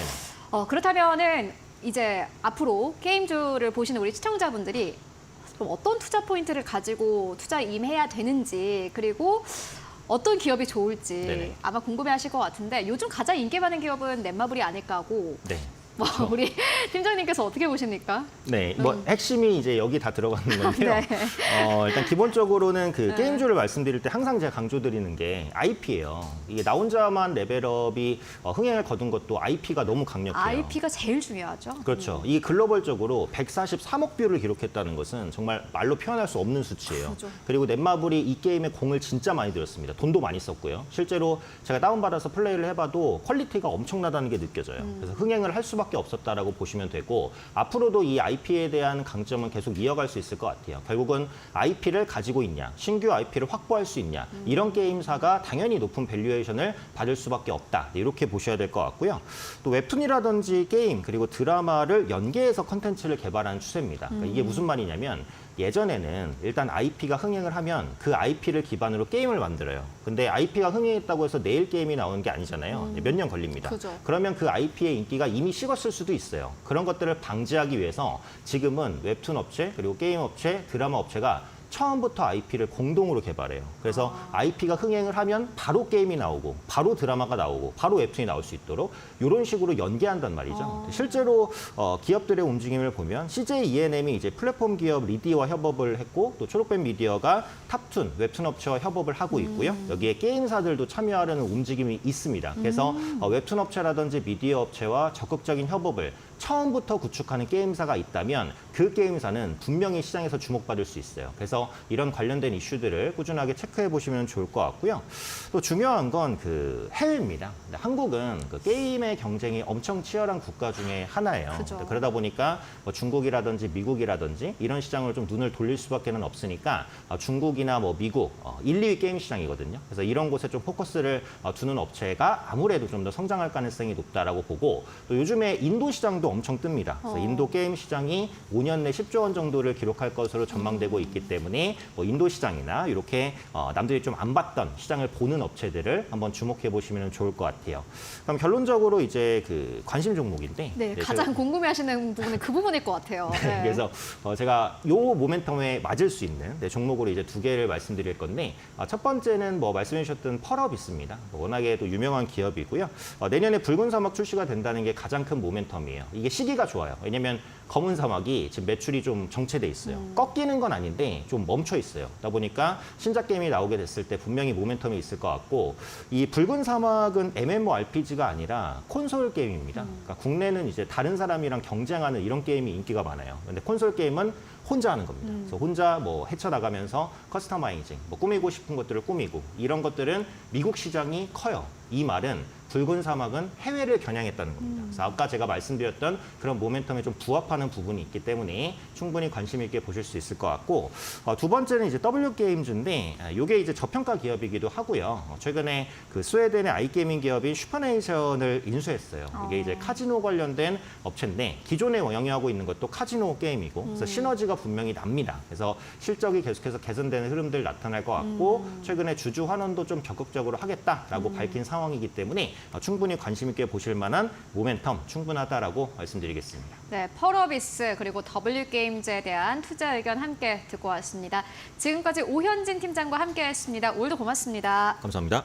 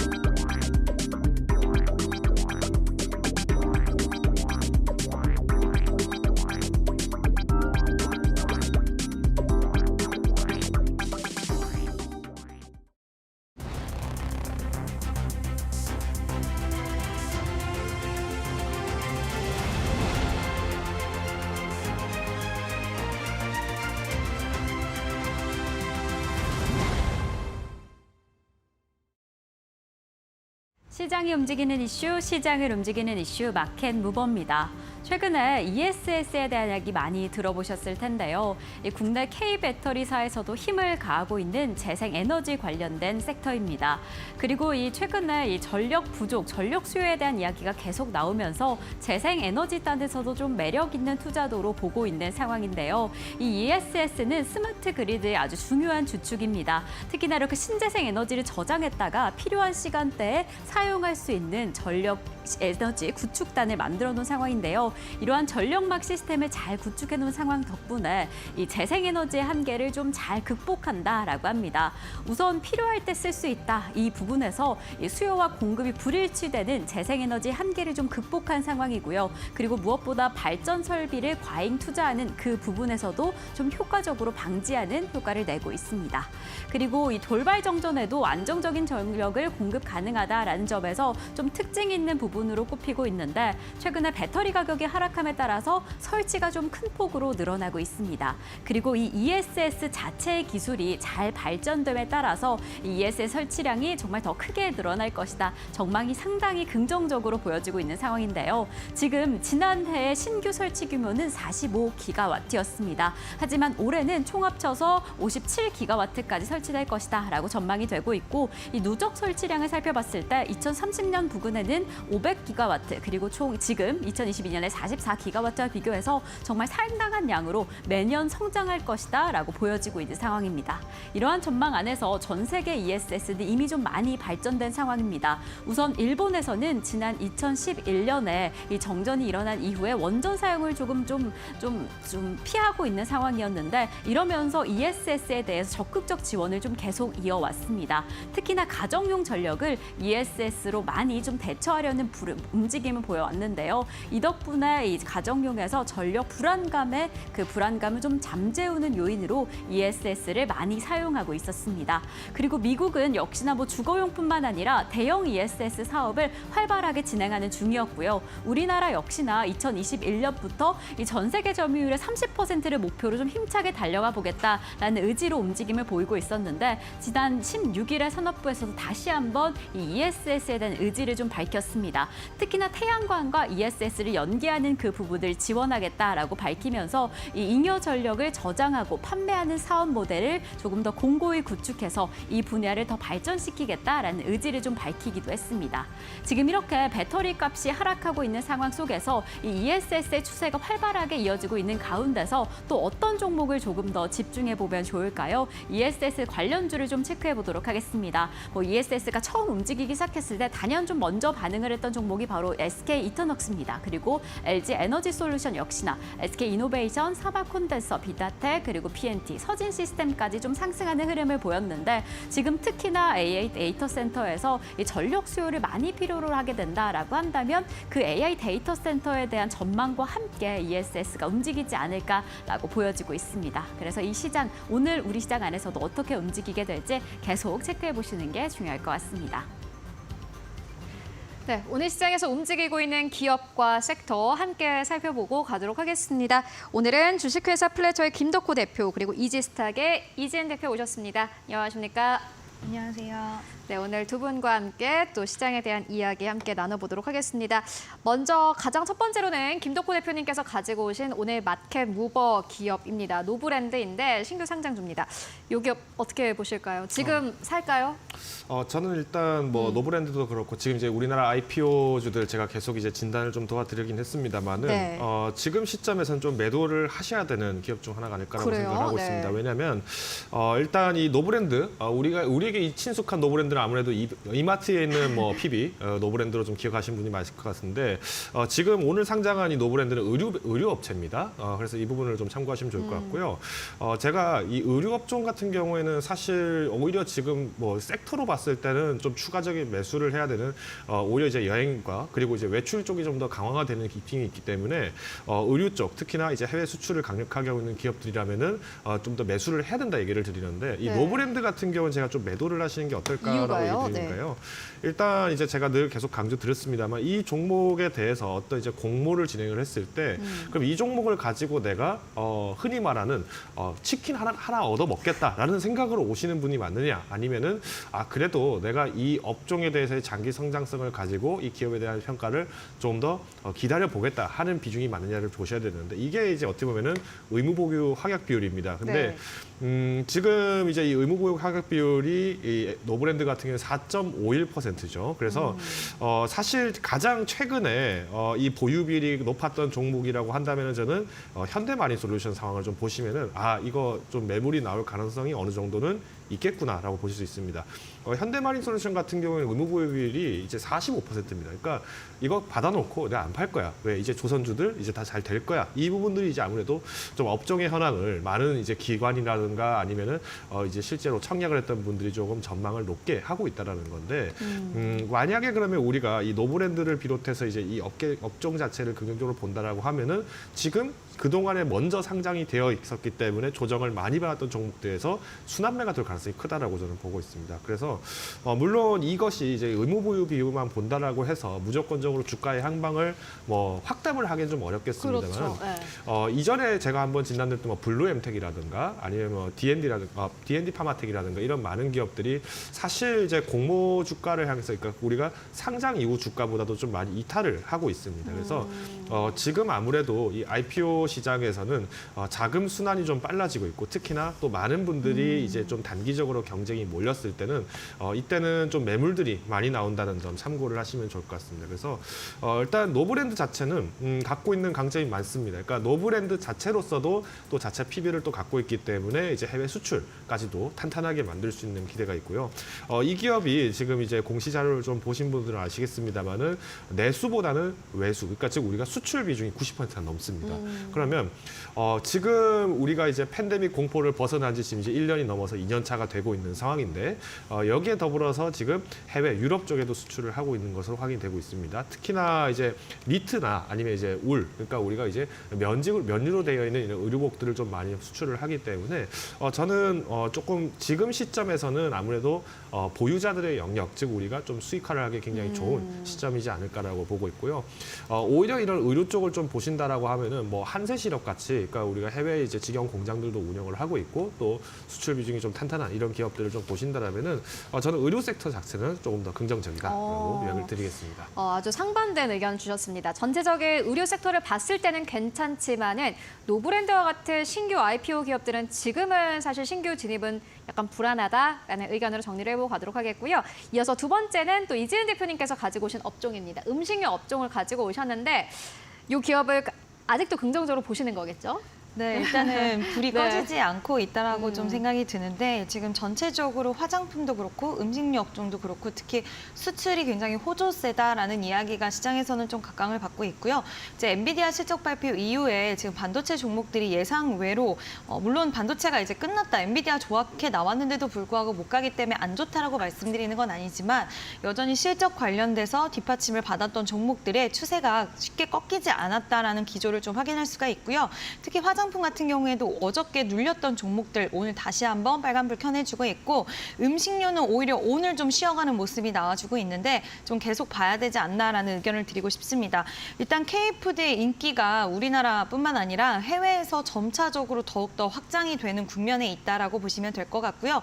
지금 물가가 너무 비싸지고 또 식재료가 너무 비싸지다 보니까 많은 사람들이 해외에서도 마찬가지로 외식을 하기보다는 내식을 하고 있는데 이러한 현상은 이제 물가 같은 경우에 한번 올라가면 다시 떨어지기엔 굉장히 힘들기 때문에 이런 현상은 앞으로도 좀 지속될 수 있을 거라고 전망이 되고요. 가공식품을 만들어내는 기업 그리고 지금 바나나 우유도 중국 쪽에서 인기가 굉장히 많다라고 그죠. 하는데 이런 뭐 불닭볶음면도 마찬가지고 이런 진짜 킬러 음식을 갖고 있는 이런 회사들은 저는 계속 좀 봐야 되지 않나라고 생각을 하고 있고 그 외에 다른 종목들 지금 해외 쪽 수출을 계속 문을 두드리고 있는 종목들 위주로는 저는 앞으로도 계속 좀 관심 있게 보셔야 된다라고 생각하고 오늘 오히려 쉬어가는 구간이기 때문에 오늘 좀 매력적인 가격대를 제시하는 종목들도 전 충분히 있다라고 생각을 하고 있습니다. 네, 일단 뭐 최근에 음식료 업종이 계속해서 올라가고 있는 상황 속에서 약간 쉬어가는 타이밍을 가지고 있는데 이런 시점에서 봐야 되는 게 음식료 업종이다라는 의견을 정리를 해보고 가도록 하겠고요. 이어서 다음 기업입니다. 아마 오늘 많은 분들이 사실 이 기업 가장 궁금해하실 것 같은데 SK 하이닉스입니다. 김덕호 대표님께서 가지고 오셨고 이 기업 어떻게 보세요? 뭐 이슈가 많았습니다. SK 하이닉스의 직접적인 이슈는 아니지만은 그래도 뭐 엔비디아 실적 발표했으니까요. 뭐 사실상 직접적이라고 해도 과언은 아니지 그죠. 않을까요? 뭐 한미 반도체도 그렇고, 그러니까 그동안 우리가 이제 엔비디아의 실적을 지금 굉장히 기대를 많이 했는데 실적이 굉장히 잘 나왔습니다. 무려 이제 영업이익률이 600% 상승을 했다라는 거는 우리가 앞으로 봤을 때 이 생성형 AI에 대한 시장은 계속 점유율이 커질 수밖에 없다. 이게 이제 어떻게 보면 또 오늘 또 이제 전선주들이 또 다시 소폭의 움직임을 좀 보였지 않았나라고 보고 있는데 결론적으로 말씀드리면 우리가 이 엔비디아에 대해서 좀 약간 의존증이 생겼다라고 볼 수 있을 것 같습니다. 그러니까 우리나라 반도체주들이 사실은 그만큼 저력이 있고 또 삼성전자 같은 경우에도 이번에 뭐 퀄테스트에서 조금 미흡한 평가를 받지 않았냐 뭐 이런 지적도 있긴 합니다만은 그래도 우리가 이 HBM 시장에서의 성장세를 주목을 했을 때는 저평가되는 건 사실이다라는 건 아마 많은 분들이 아실 것 같습니다. 근데 이 SK 하이닉스가 지금 당장에 그래도 이 신고가를 또 달성할 수 있던 긍정적인 원인은 이번에 이제 오늘 아침에 또 이제 BNK 증권에서 이제 마찬가지로 또 레포트가 나온 게 있는데 HBM에 대해서의 점유율을 지금 이제 향후 60%까지 유지할 가능성이 높다. 이 지배력을 계속 꾸준히 키워나갈 것이라는 기대감이 있다 보니까 뭐 오늘 장주에도 좀 삼성전자보다는 그래도 SK하이닉스가 조금 더 좀 상방의 수익이 좀 나타나지 않았나라고 보고 있습니다.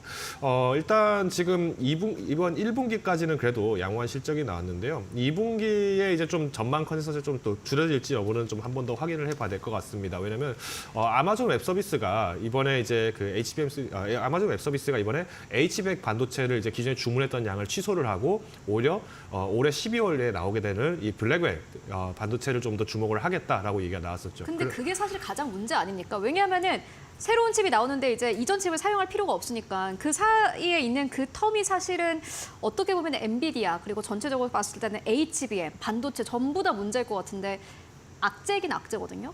이거는 어떻게 보셔야 되냐면은, 네. 그러니까 지금 우리나라가 지금 집착을 굉장히 많이 하고 있는 단위가 몇 가지 단위가 네. 있는데 하나가 2고요, 하나가 3입니다. 뭐 때문에 그럴까요? 2나노, 3나노 공정 때문에 그렇겠죠. 자, TSMC가 지금 이제 2나노 공정 관련해서 착수 주목을 하고 있고, 마이크론도 지금 2나노 양산을 25년부터 하겠다. 지금 리포트가 나오고 있습니다. 자, 그러면 우리는 지금 2나노, 3나노 가지고 지금 삼성전자가 잘하네 못하네를 가지고 매번 싸우고 있지만, 자, 중국에 있는 기업들 한번 살펴보십시오. 몇 나노 가지고 하고 있죠? 자, 이게 무슨 뜻이냐? 결국은 시장에서의 수요 부분들은 계속 커지고 있는데, 여기서 우리가 선두주자의 모습만 봤을 때는 결국에 지금 갖고 있던 것도 의미가 없어지냐. 이렇게 보신다면은 반도체는 끝도 없이 지금 갈 수밖에 없습니다. 그래서 장기적인 시선으로 보자. 그렇죠. 결국은 우리가 그러면 이전 제품들을 안 쓴다? 자, 우리 생각해 봅시다. 우리 DDR4 안 씁니까? SSD 안 씁니까? 다 똑같이 쓰고 있습니다. 그래서 우리가 반도체 기술이 그만큼 발전을 한다라고 하는 거는 일시적으로 지금 우리가 선두 기업들이 당장 주문을 하는 데 있어서 우리가 신작 나오는데 굳이 옛날 걸 가지고 즐겨야 할 이유는 없다. 이 부분들은 맞겠습니다만 이게 어떻게 보면은 시장에서는 가격 경쟁력을 봤을 때 우리가 이거 너무 비쌉니다. 그러니 이거보다 싼 걸 써서라도 우리는 이런 어떤 서버 장비를 만들겠습니다. 아니면 이런 제품을 만들겠습니다. 하는 시장은 여전히 성장하고 있기 때문에 저희가 이 부분들을 너무 크게 우려하실 필요는 없다. 다만 우리가 2분기나 3분기 내에서의 컨센서스만 좀 일부 조정될 뿐이지 추후의 성장성은 여전히 커지고 있다라는 점 참고하시면 좋을 것 같습니다. 네, 알겠습니다. SK 하이닉스에 대한 투자 의견 듣고 왔습니다. 그렇다면 오늘 시장에서 또 움직이고 있는 이슈 어떤 것들 있을까요? 이어서 신유정 앵커와 함께 만나보시죠. 시장을 움직일 마켓무버, 이 자율주행 시장에 대해서 이야기 나눠보겠습니다. 좀 미래 이야기다라고 보여지기도 하지만 이 테슬라가 발동을 건 자율주행 시장, 중간중간에 인명피해가 한번 나올 때마다 좀 주춤하기는 합니다. 그래서 그 속도가 늦어지기는 하지만 그럼에도 불구하고 계속 성장할 것이다 라고 보이고 있는 가장 강력한 시장 중에 하나인 거죠. 지금 많은 기업들에서 계속해서 연구를 지속하고 있고 수요도 있을 것이다 라고 전망이 되면서 이 전망, 성장 는 상당합니다. 그래서 2022년에는 시장 규모 1,217억 달러로 또 기록을 했는데 2030년에는 1조 원 달러를 넘을 것이다 라고 전망이 되고 있습니다. 그래서 자동차 수요 또한 우리도 또 많이 선택할 것이다 라고 보여지는 강력한 시장 중에 하나죠. 이렇게 느리지만 성장할 것이다 라고 보여지는 바로 그런 섹터입니다. 지금 이런 섹터가 한번 움직일 때마다 이슈가 부각될 때마다 함께 움직이는 섹터가 정말 다양합니다. 이러한 이슈를 이해하기 위해서 그 자세한 작동 원리를 이해하면 더 이해가 쉬우실 텐데 일단 인식을 하고 판단하고 제어하는 자율주행의 센서가 있습니다. 그래서 이 안에서 센서도 함께 움직이고 정밀지도 섹터 그리고 AI 기술, 딥러닝 알고리즘까지 이 한 번 이슈가 터질 때마다 이런 작은 섹터들까지 계속해서 함께 움직이는 거죠. 그래서 신규 기술 안에서도 이 부품단에서도 움직이는 게 센서도 있을 것이고 이 감속하는 가감속 장치도 있을 것이고 자율주행부터 특히나 AI 머신러닝도 함께 움직이곤 합니다. 특히나 이렇게 여러 가지 기술이 정말 고도화돼서 함께 움직이는 섹터인 만큼 어떻게 좀 살펴봐야 한다라고 한다면 무엇보다 하드웨어와 소프트웨어의 융합이 가장 중요한 부분이다라고 합니다. 그래서 하드웨어 단에서는 반도체가 좀 핵심 기술로 꼽힐 것이고 소프트웨어 부분에서는 AI와 3D 웹 그리고 보안 통신 섹터까지 함께 움직일 것이다라고 보여지고 있습니다. 그래서 이렇게 자율주행 섹터가 움직인다라고 한다면 어떤 기업들이 또 함께 움직일까요? 자세한 기업부터 좀 확인을 해보겠습니다. 우선 전 세계적으로는 인텔과 구글, 바이두 그리고 GM과 이 현대차까지 이 높은 기술력을 뽐내고 있는데 이 안에서 우리나라 관련주들은 어떻게 꼽혀질까요? 우선 하드웨어 단에서는 이 현대오토에버와 현대모비스, HL만도와 HL홀딩스가 움직일 것이다라고 보여지고 또 아까 보였다시피 자세한 센서라던가 레이더 측면에서 이 스마트 레이더 시스템 그리고 넥스트 칩이 움직일 것으로 보여집니다. 그리고 상장 예정인 SOS 램까지 꼽히고 있으니까요. 지금 이런 이슈가 하나 등장을 할 때마다 관련된 종목들까지 어떻게 움직일지 또 미래의 기술은 어떻게 움직이게 될지 체크해 보시는 게 아주 중요할 것 같습니다. 네, 이어서 오늘 시장의 핵심 섹터 만나보도록 하겠습니다. 이진 대표님께서 가지고 오신 기업인데 이루다입니다. 오늘 시장에서도 12% 이상의 상승세 7,390원대에서 거래가 되고 있고 장중에는 또 7,910원대를 뚫어내기도 했습니다. 일단은 뭐 미용 쪽은 계속해서 잘 가는 것 같습니다. 어떻게 보십니까? 네, 일단은 오늘 또 뭐 클래시스, 원텍, 비올 이런 종목들도 빨간불을 켜내고 있는데요. 미용 의료기기 쪽은 화장품과 마찬가지로 이제 여성들의 예뻐지고 하는 그런 욕심들 네. 정말 끝이 없잖아요. 이러한 부분들이 역시나 미용 의료기기 쪽도 한국을 넘어서서 해외 쪽의 수출을 계속해서 좀 잘 해내가고 있는데 이루다는 그동안 다른 종목들 비해서 계속해서 주가가 굉장히 눌려있는 흐름이 나왔습니다. 보유하신 분들은 좀 답답하셨을 수도 있으실 것 같은데 일단 이루다에게 좋은 이슈가 있었죠. 자사 핵심 스터디셀러 제품이 이제 시크릿 RF라는 모델이 있는데 뭐 네. 홍조라든지 탄력에 굉장히 좋은 이제 고주파 기기인데 업그레이드 모델인 시크릿 맥스가 이제 하반기에 정식으로 런칭이 예정이 됩니다.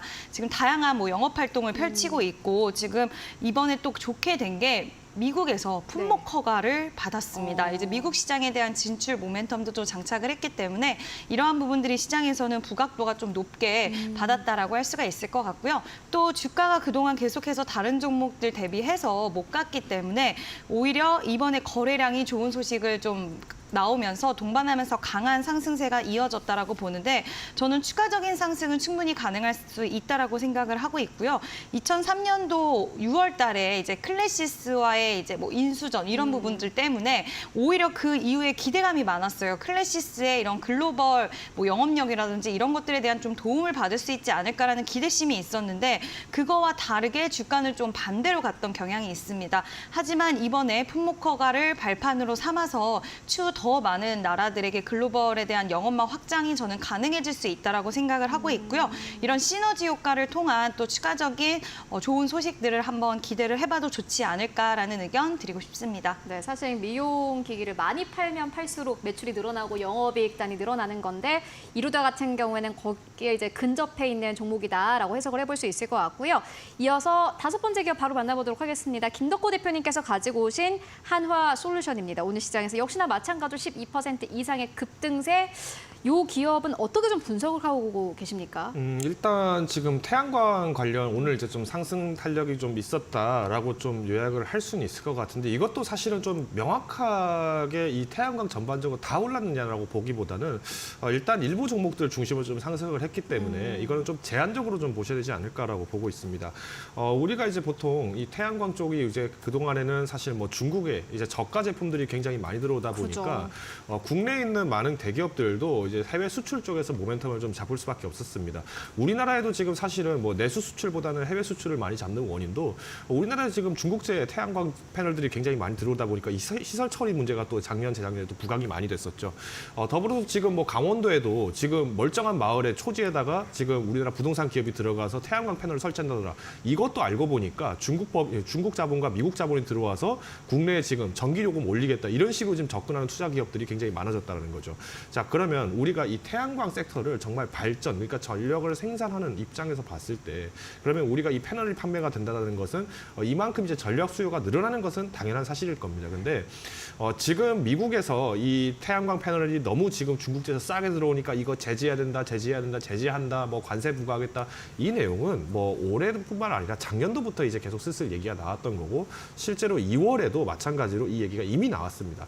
그래서 뭐 우리가 잘 알고 있는 뭐 OCI라든가 뭐 대명에너지라든가 이런 많은 기업들이 사실 이제 기대감이 있었던 거는 2월에 이미 좀 어느 정도 있었다라고 저는 보고 있는데 실질적으로 이 주가에 대한 훼손은 오히려 실적 발표가 나면서 뭐 조정을 많이 받았던 기업들이 거의 대부분이었죠.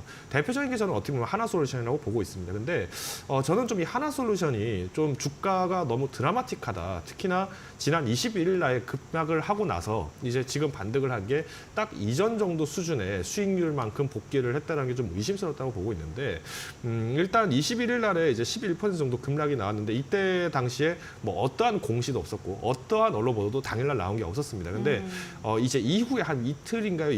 하루 이틀 뒤에 이제 나왔던 기사를 보니까 나왔던 내용이 1분기 때 실적이 너무 저조했었고 그리고 지금 자산 매각이라든가 아니면 이런 걸 검토를 해서 현금성 자산을 확보하려는 것 같다. 여기 이제 피셜성, 그러니까 뇌피셜로 쓰이는 기사가 좀 보도가 되다 보니까 저는 이걸 보면서 좀 의심스러웠는데 아이러니하게도 이제 어제 이제 이 하나솔루션 AI, 그러니까 미국에 있는 이 엠픽에서 마찬가지로 ABS를 매각을 했다. 그래서 지금 하나로 약 3,500억 정도를 이제 확보를 했다라는 기사가 떴는데 저는 이걸 보면서 좀 어떻게 보면 하나솔루션이 지금 일종의 공매도 타깃이 되지 않았나라고 보고 있습니다. 실제로 이 하나솔루션도 이날 주가가 빠졌을 때 뭐 보도는 없었지만 오히려 공매도 평균 가격이 28,000원까지 책정이 돼 있다는 거는 좀 단기적으로 이런 매매가 있었다는 거는 좀 의심스럽다라고 보고 있고요. 때문에 저는 일단 오늘 하나솔루션이 좀 주가가 좀 성공적으로 반등을 했는데 조금 당분간에서는 거래 물량도 지금 많이 집중이 되어 있고 그리고 또 신용잔고가 또 상당 부분 많이 올라가 있기 때문에 지금 이제 지난 2월 중순 가격이었던 32,000원 선에 좀 어느 정도 안착이 됐다는 거는 일단 신용잔고 의존을 했던 종목이기 때문에 좀 매물이 나올 가능성이 크다. 그래서 저는 일단 3만 원 선까지 조금 조정을 좀 여파를 보고 좀 접근하시는 게 낫지 않을까. 그래서 오늘 어제 그제 이게 이틀 동안 매수를 했던 대부분의 주체가 개인 투자자였다는 점에서는 좀 그래도 저가 매수를 좀 성공적으로 하신 분들을 좀 진심으로 축하드리면서 오늘은 조금 분할 매도 하시자로 요약을 드리고 싶습니다. 네, 알겠습니다. 일단 매수하셨던 분들이라면 매도하는 게 맞겠고 뭐 만약에 매수를 하고 싶으신 분들이라면은 3만 원대까지 그 조정 구간을 잘 살펴보자라는 가격 전략 전해주셨습니다. 함께 참고가 되시면 좋을 것 같고요. 이어서 이진 대표님께서 가지고 오신 원전 섹터입니다. 보니까 좀 최근에 움직였어요. 이 업종은 어떻게 보고 계실까요? 일단은 긍정적으로 좀 보고 있는데요. 일단 원전 같은 경우에는 지금 여러 가지 모멘텀이 좀 같이 붙어 있다라고 생각하시면 될 것 같습니다.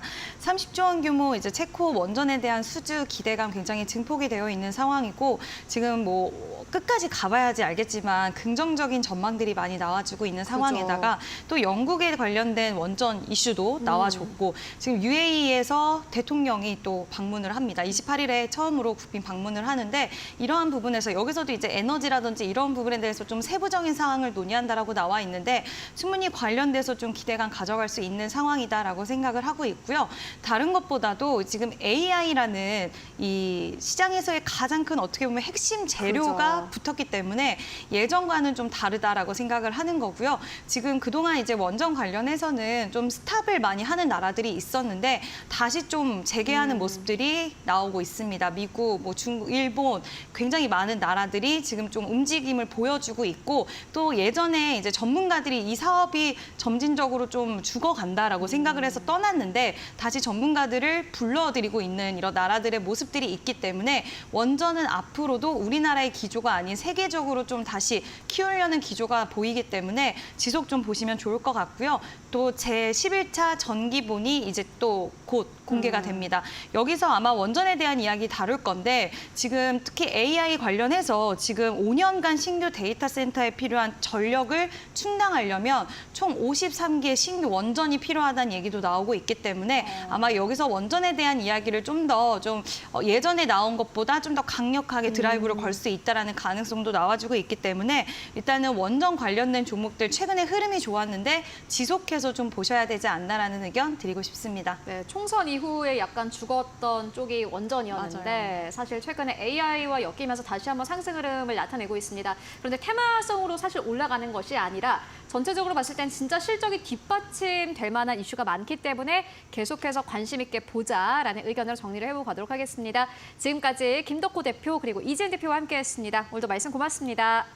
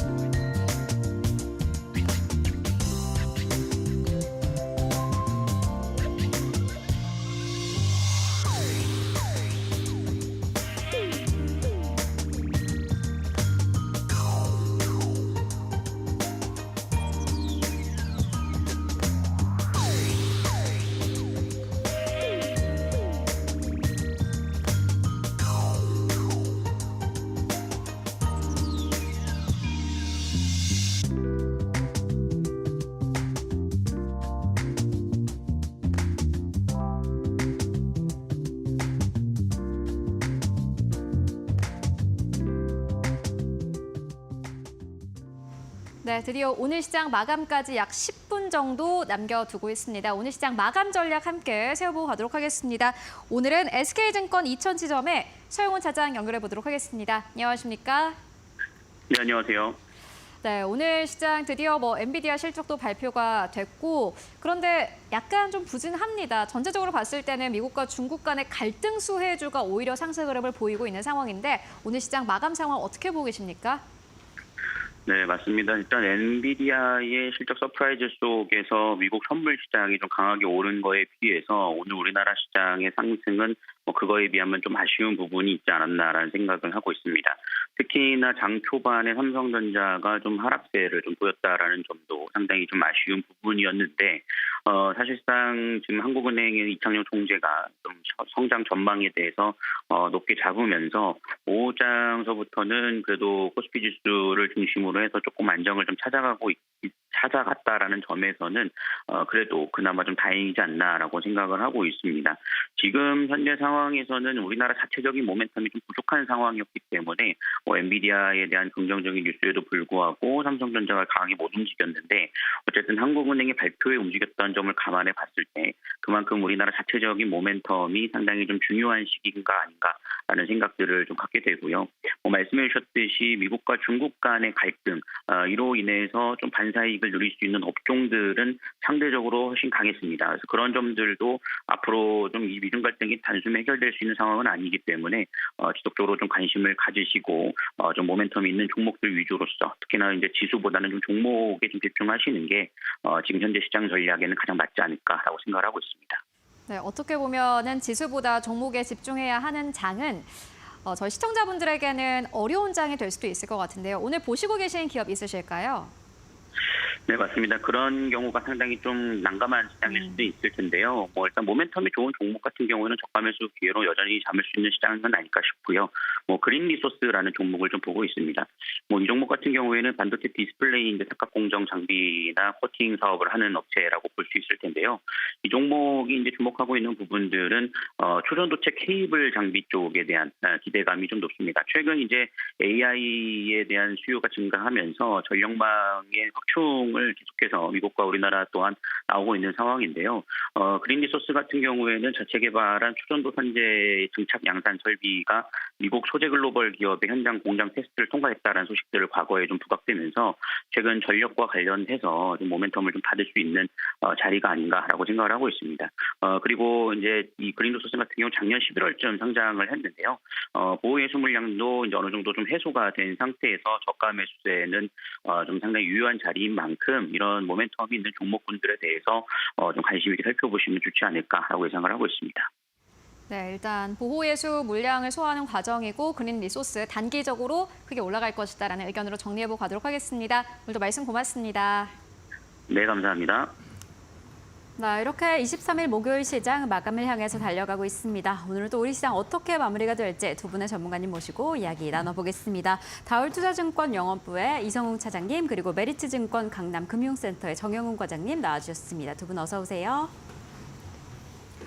이렇게 목요일 시장 무엇보다 글로벌 일정들 이슈들이 해소된 상태로 출발을 했는데 지금은 강보합 시장 지나가고 있습니다. 또 오늘 시장 안에서도 몇 가지 섹터들이 좀 두드러지기는 했는데 차장님은 오늘 시장 좀 어떻게 보셨을까요?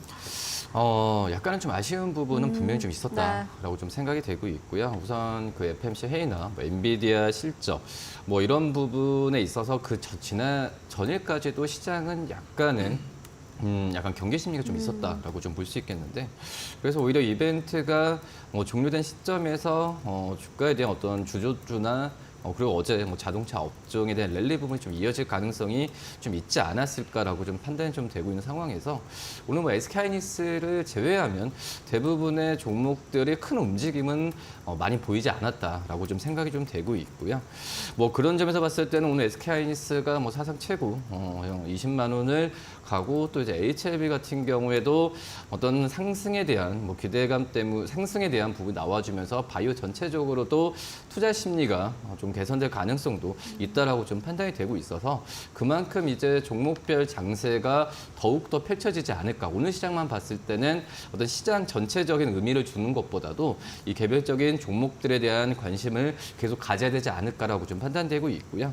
그리고 앞서서도 말씀을 하셨지만은 미국과 중국 쪽에서의 어떤 분쟁이나 이런 부분에 있어서 반사 이익도 있을 테고 시장 전체적인 어떤 그 글로벌적인 위계감도 좀 있긴 하겠지만 결국은 반사 이익으로 받는 뭐 태양광이나 이런 종목들에 대한 매수는 철저하게 좀 몰리고 있는 상황이기 때문에 섹터 그리고 종목별로 따로 이제 접근하는 전략이 굉장히 좀 중요하다라고 좀 생각이 되고 있고요. 다음 주까지만 본다고 하더라도 오늘 뭐 엔비디아 실적이나 뭐 FOMC 회의 외와 같은 이런 경제 일정이나 이런 부분이 많이 없기 때문에 종목별로 어떤 추리는 전략도 굉장히 좀 중요하지 않나라고 좀 판단되고 있습니다. 네, 정말 어제 막판에 이 완성차가 강력한 상승을 보이면서 오늘 랠리가 좀 이어지지 않을까 기대했는데 그 부분도 좀 부재를 했고 전반적으로 SK 하이닉스를 제외하고는 좀 아쉬운 흐름이었다라고 이야기를 해주셨습니다. 오늘도 뭐 태양광도 그렇고 일부 섹터가 두드러진 것처럼 뭐 당분간은 이 개별적 장세가 좀 이어지지 않을까라는 이야기를 해주셨는데 그래서 어떤 종목에 집중하면 좋을지 잠시 후에 또 이야기를 나눠보도록 하겠습니다.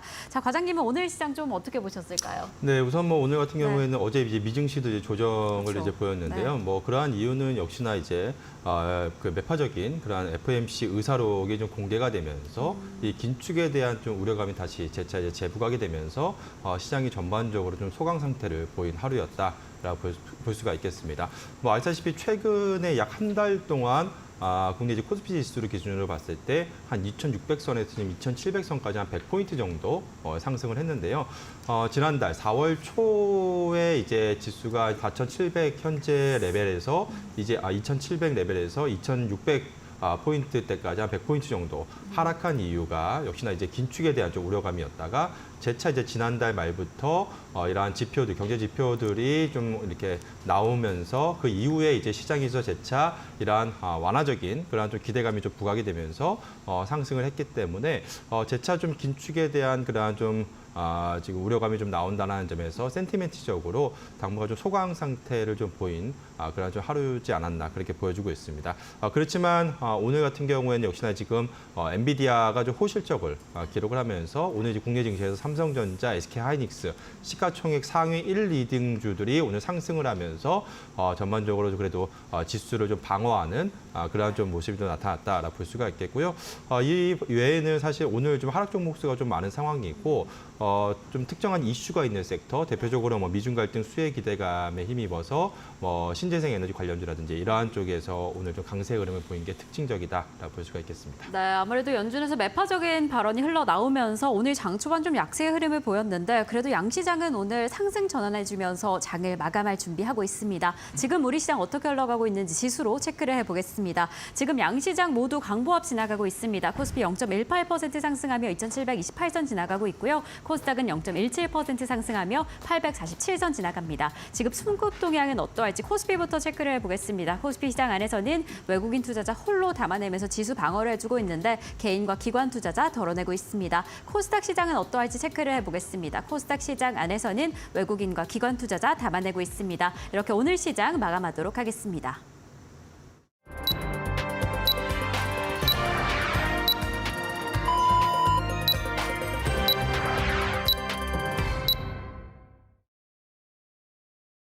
네, 이번 주 목요일 시장 모두 다 마무리가 됐습니다.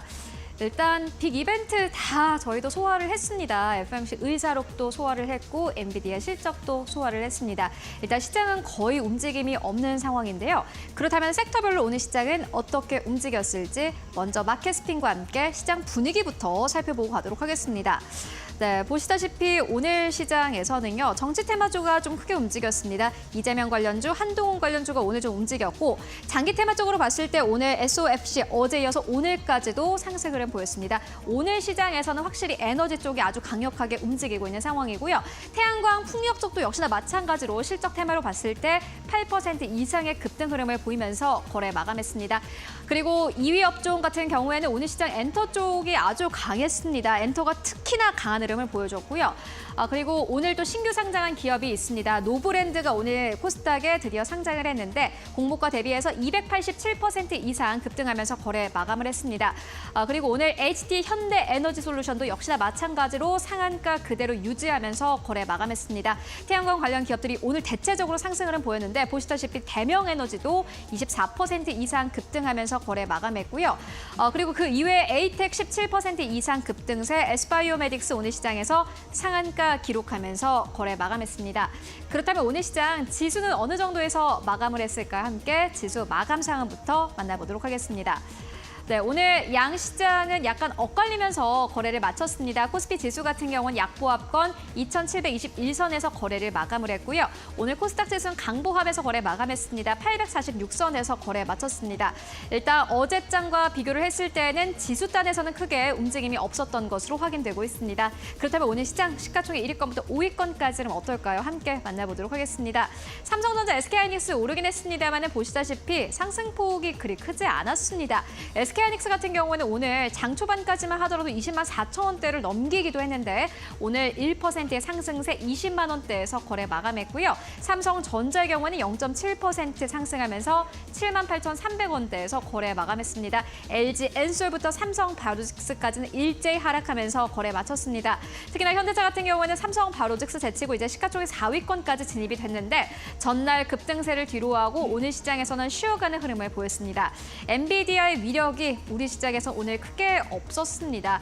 엔비디아 같은 경우는 시간에서 $1,000선을 넘어서긴 했지만 우리 시장에서 관련주들은 크게 움직이지 않은 것이 특징이겠고요. 오늘 6위권부터 10위권까지를 함께 만나보도록 하겠습니다. 네, 6위권부터 10위권까지 봤을 때는 기아가 그래도 오늘 시장에서 1% 이상 강세를 보이면서 거래 마쳤습니다. 지수단은 움직임이 없었는데 기아의 주가는 오히려 탄력을 받았습니다. 자동차주 같은 경우에는 전반적으로 실적에 대한 기대감 나오고 있고요. 그리고 다른 업종이 워낙 크게 가다 보니 그거에 비해서 자동차가 사실은 4월부터 5월까지는 크게 가지 못했다라는 컨센서스도 현재 형성이 되고 있는 듯한 분위기입니다. 그리고 셀트리온이 오늘 시장에서 0.7% 하락세, 포스코 홀딩스도 오늘 시장에서 0.7% 하락했고 그리고 KB금융은 오늘 다시 한번 2% 넘게 빠졌습니다. 금융주들, 은행주들 같은 경우에는 차익 실현 물량들이 계속해서 출회되고 있는 모습입니다. 오늘 KB금융은 77,300원대까지 내려가면서 78,000원대마저 이탈하면서 오늘 거래 마감했습니다. 코스닥 1위권부터 5위권까지를 함께 만나보도록 하겠습니다. 네, 오늘 코스닥 1위권부터 5위권까지 에코프로, BM과 에코프로가 좀 크게 빠졌고요. 알테오젠도 역시나 마찬가지로 3% 이상 하락하면서 거래 마감했습니다. 에코프로 계열사들은 이번 주 들어서 주가 계속해서 하락 흐름 보이고 있습니다. 다만 오늘 시장에서 에코프로 계열들이 전반적으로 양봉으로 거래 마감했다라는 것은 긍정적이고요. 엔캠은 1.2% 넘게 하락하면서 32만 원대에서 거래 마감했습니다. 지금까지 마감 상황 함께 살펴보고 왔습니다. 자, 이렇게 목요일 시장 코스피가 하락 전환을 하면서 혼조세로 거래를 마쳤습니다. 자, 이제 금요일 시장은 좀 어떻게 대비해 보시는 게 좋을까요? 전문가님들과 함께 이야기 나눠보겠습니다. 자, 사장님, 이제 금요일 시장 벌써 이번 주 마지막 마무리를 좀 해야 될 시간인데 내일 시장 안에서는 어떤 섹터에 좀 집중해 보시면 좋을까? 어떻게 보고 계실까요? 우선 지금 현재 시장이 순환매라고 하기에도 네. 약간 좀 애매한 상황이 네. 우선 뭐 주초에도 이제 보험, 금융, 지주사들이 좀 상승세를 보였지만은 결국은 다음 날 떨어졌고 그리고 어제의 이 자동차 업종의 상승에도 오늘도 랠리가 이어지지 않는 상황에서 순환매 장세라고 표현하기에는 제가 보기에도 약간 좀 한계가 있다. 그러니까 한마디로 이제 주도주가 없고 이 매매나 어떤 수급 패턴으로 봤을 때도 방향성은 지금은 없는 상황에서 오늘 시장이 좀 아쉬웠던 부분은 분명히 좀 있었다라고 생각이 되고 있고요. 지금 현재 시장 전체적으로 본다고 하더라도 이 CMA 쪽에서의 자금은 굉장히 늘어나고 있거든요. 그렇기 때문에 위험 자산에 대한 선호나 이런 부분 같은 경우는 분명히 지금 있는 상황이지만 말씀드렸다시피 시장의 어떤 방향성을 지금 구체적으로 지금 답이 안 나오는 그런 상황이기 때문에 이런 대기 자금인 많아지지만은 선뜻 어떤 매수에 대한 부분을 들어가기는 좀 한계가 분명히 있다라고 좀 생각이 되고 있고요.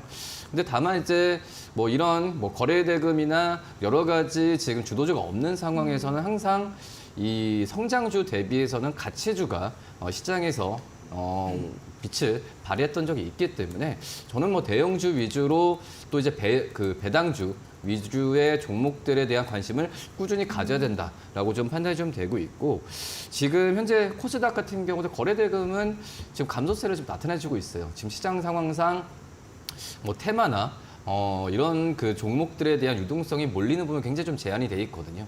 뭐 그런 상황에서 봤을 때는 우선 시장은 대형주 위주로의 또 이제 배당 또 이제 실적주로서 철저하게 접근하는 전략이 맞다라고 좀 생각이 되고 있고요.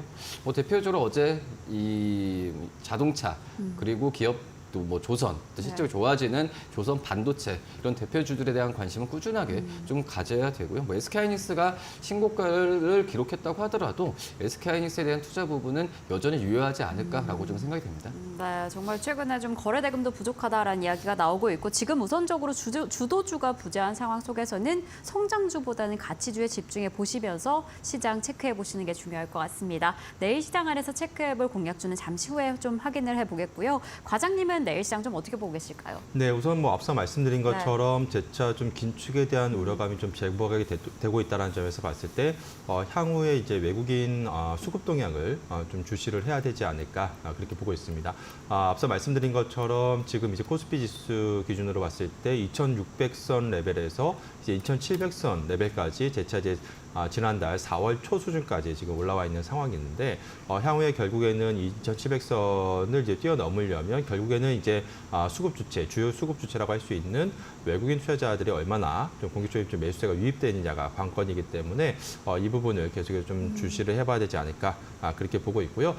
다만 좀 긍정적인 부분은 이제 엔비디아가 또 호실적을 또 발표를 하면서 재차 이제 국내 이제 삼성전자, SK하이닉스 같은 이러한 반도체 이제 대형주를 중심으로 해서 이러한 좀 외국인 수급이 재차 좀 유입될 수 있다라는 점, 그러한 점에서 봤을 때 오늘도 이제 하이닉스와 또 삼성전자가 장중에는 하락을 좀 보였지만 지금 후반부에 좀 상승세로 좀 전환했다는 점에서 봤을 때 향후 이러한 반도체 업종을 중심으로 해서 좀 시장을 좀 이끌고 갈 가능성이 좀 높지 않을까 그렇게 보고 있습니다. 그래서 반도체 업종 역시나 계속해서 좀 주목을 해봐야 되지 않을까 그렇게 보고 있고요. 이 밖에도 최근에 좀 주도 섹터라고 할 수 있는 역시나 이제 1분기 호실적을 기록한 대표적인 이제 업종인 화장품 섹터라든지 뭐 음식료 그리고 또 최근에 이러한 미중 간의 갈등 간의 이제 수혜가 기대가 되고 있는 자동차 업종이라든지 이러한 업종 쪽으로 좀 집중적인 또 수급이 유입될 가능성이 그러한 좀 있기 때문에 이들 업종 중심으로 해서 내일과 또 다음 주 계속해서 좀 주목을 해보면 좋지 않을까 이렇게 보고 있습니다. 네, 사장님과 과장님 두 분 모두 반도체 내일 시장 안에서 계속 집중해보자 그리고 가치주에 대한 이야기도 해주셨습니다. 또 오늘 시장 안에서 좀 유의미하게 해석될 수 있는 점이 외국인 투자자의 수급이 아닐까 싶습니다. 내일 시장 안에서 어떻게 좀 해석이 될지 계속 지켜보시는 게 중요할 것 같고 자 그렇다면 내일 시장 안에서 공략주 어떤 종목으로 삼고 시장을 대응하시면 좋을까요? 사장님 내일은 어떤 종목 보고 계실까요? 우선 저는 효성 TNC를 좀 말씀을 드리도록 하겠고요. 네. 우선 효성 TNC 같은 경우에도 뭐 최근에 어떤 효성 그룹 안에서도 여러 가지 뭐 외부 이슈나 뭐 잡음이 좀 있는 상황이지만 그 안에서도 효성 TNC가 주가나 어떤 실적으로 본다고 하더라도 꾸준히 잘 가고 있는 모습을 지금 나타내주고 있는 상황이고 원래 1분기 실적도 생각보다는 좋았습니다. 1분기 영업이익은 760억을 좀 기록했는데 원래 예상했던 이 500억 수준에서 높은 수준을 기록하는 걸 봤을 때 이런 좀 그 의류 섬유나 여러 가지 섬유 재료에 대한 화학 재료에 대한 부분이 1분기 때가 원래 1분기 때가 원래 비수기라고 좀 볼 수 있겠는데 뭐 그 부분을 뛰어넘는 실적을 기록했다는 걸 봤을 때도 지금 현재는 그 중국뿐만 아니라 글로벌적인 어떤 수요에 대한 부분은 꾸준하게 지금 늘어나고 있는 상황이라고 좀 볼 수 있겠고요. 또 이제 이 판매 가격이나 여러 가지 부분에 있어서도 우상향을 좀 보여주고 있기 때문에 P와 Q가 동시에 좀 좋아지는 부분이 주가에 이미 좀 선반영됐다고 하더라도 주가 추이를 봤을 때도 계단시로 가고 있던 점을 보면은 저는 오늘 오히려 좀 주가가 좀 떨어졌을 때 매수 관점을 유지해야 되는 게 맞지 않을까라고 좀 생각이 되고 있고 또 1분기 때 어떤 중국의 어떤 스판덱스 재고나 여러 가지 면에서 본다고 한다면 지금 현재는 재고 수준으로 본다고 하면 추가적인 수주에 대한 부분은 분명히 하반기 때 오히려 상반기보다 더 좋아질 가능성이 있다라고 좀 생각이 되고 있습니다. 뭐 그런 점에서 봤을 때 효성 TNC도 뭐 공장 생산이나 여러 가지 면에서 좀 좋아지는 구조로 가고 있다라고 판단이 되고 있어서 효성 TNC 최근에 좋은 분위기를 이어갈 가능성이 굉장히 좀 있다라고 생각이 되고 있어서 지금 오늘 저가 뭐 40만 2,500원의 매수 관점을 좀 말씀을 드리도록 하겠고요. 목표가는 1차적으로 45만 원, 손절가는 36만 원 말씀드리도록 하겠습니다. 네, 효성 TNC 최근에 분위기가 좋다. 그래서 지금 주가와 실적까지 긍정적이다라는 점을 좀 체크해 주셨는데 무엇보다 지금 가격 위치가 좀 매력적인 상황으로 좀 체크를 해 주셨습니다. 목표가 45만 원까지 흐름 이어갈 수 있을지 함께 체크해 보시는 게 중요할 것 같습니다. 자, 과장님은 오늘 어떤 종목 가져와 주셨을까요? 네, 앞서 말씀드린 네. 업종 가운데 이제 오늘 좀 쉬어가는 흐름을 보이고 있는 이제 자동차 업종 가운데 이제 시장 대표적인 이제 대형주 가운데 하나인 기아를 주목을 해보면 좋지 않을까 그렇게 보고 있습니다. 뭐 최근에 이제 지난주에 이제 1분기 어닝 시즌이 마무리가 되면서 지금 이제 이번 주 같은 경우에 좀 수급 동향을 보게 되면 이제 대형주 섹터 쪽으로 이제 수급이 좀 몰려가는 그런 좀 흐름이 좀 나타나고 있는데요. 그 대표적으로 또 어제 같은 경우에도 현대 기아차 쪽으로 집중적인 그런 좀 수급이 또 유입이 되면서 강세 흐름을 띄었습니다. 그래서 오늘 같은 경우에는 좀 쉬어가는 흐름이 나왔습니다만 최근에 수급 동향을 봤을 때 이런 자동차 업종에서 좀 새로운 모멘텀이 나오고 있다는 점에서 단기적으로 좀 주목을 해보면 좋지 않을까 그렇게 보고 있는데요. 우선 지금 최근에 이제 자동차 업종 어제 이제 주목받은 이유가 바로 이제 미중 관세 전쟁이 이제 본격화되면서 반사이익 수혜에 대한 그런 좀 기대감이 좀 부각이 되고 있습니다. 그러면서 어제 이제 현대차와 기아가 동반해서 이제 강세 흐름을 띄었는데요. 특히나 이제 기아 같은 경우에는 이제 2분기 같은 경우에 이제 소렌토라든지 텔룰라이드 같은 이러한 SUV 신차 모멘텀이 이제 본격화될 것으로 그렇게 기대가 되고 있는 상황이기 때문에 2분기에는 또 믹스 개선과 함께 이제 1분기에 이어서 계속해서 이제 실적 모멘텀이 이어질 가능성이 좀 높은 시점이다 볼 수가 있겠습니다. 여기에 특히나 이제 하반기로 가면 갈수록 이제 추가적인 좀 모멘텀이 부각이 될 것으로 기대가 되고 있는데요. 일단은 하반기에는 뭐 자사주 소각이라든지 이러한 주주 환원에 대한 좀 기대감이 역시나 재차 좀 부각이 될 것으로 좀 기대가 되고 있고 이와 함께 하반기에 이제 EV 라인업이 이제 본격적으로 이제 확정 발표가 지금 예정되어 있는 상황이기 때문에 이와 함께 이제 추가적으로 이러한 전기차 성장에 대한 그런 좀 기대감, 모멘텀도 부각이 될 시점이 아닐까 그렇게 보고 있습니다. 그래서 무엇보다 현재 주가 레벨 자체가 밸류에이션 한 PR 한 4배에서 한 5배 정도 수준에 지금 불과한 상황이기 때문에 언제든지 지금 모멘텀만 발생하면 추가적인 이제 밸류에이션 리레이팅이 진행될 수 있다는 점에서 봤을 때 어제 같은 경우에도 상당히 외국인과 기관의 공격적인 좀 매수세가 좀 유입됐다라는 점은 상당히 좀 주목해 볼 만한 그런 좀 수급 포인트가 아닌가 그렇게 보고 있습니다. 네, 그럼 가격 포인트는 어떻게 보고 계실까요? 네, 우선 오늘 같은 경우에 장중에 이제 좀 조정을 보이다가 지금 오후장 들어서면서부터 주가가 상승을 하면서 오늘 한 1% 정도 넘는 상승하면서 마감을 했습니다. 그래서 한 12만 500원에 오늘 마감을 했는데요. 네. 일단 지금 시점에서는 앞서 말씀드린 것처럼 현재 시점에서는 워낙에 지금 주가 지금 밸류에이션 레벨 자체도 낮은 상황이고 추가적인 지금 모멘텀이 좀 부각이 될 수 있다는 점에서 봤을 때 단기적으로 주가가 좀 탄력을 얻어갈 수 있는 그러한 시점이 아닐까 그렇게 보고 있습니다. 그래서 목표 주가로는 한 15만 원 정도 선까지 좀 중기적으로 좀 열어놓고 보시면 좋을 것 같고요. 마지막으로 손절 라인으로는 최근 저점 라인이라고 할 수 있는 한 10만 원 선이 무너지지 않는 선에서 손절 라인은 제시해 드리도록 하겠습니다. 네, 어제 장 마감에 이 현대차와 함께 상승을 했기 때문에 오늘 어떨까 기대를 좀 했는데 결국 상승세로 마감을 해줬습니다. 하반기에는 주주 환원과 전기차 관련 이슈가 좀 불거지지 않을까라는 이야기를 해주셔서 이 상승세 내일은 어떻게 이어지게 될지 계속 체크해 보시는 게 중요할 것 같습니다. 자, 그럼 두 분과는 오늘 여기에서 인사드리겠습니다. 오늘도 감사드립니다.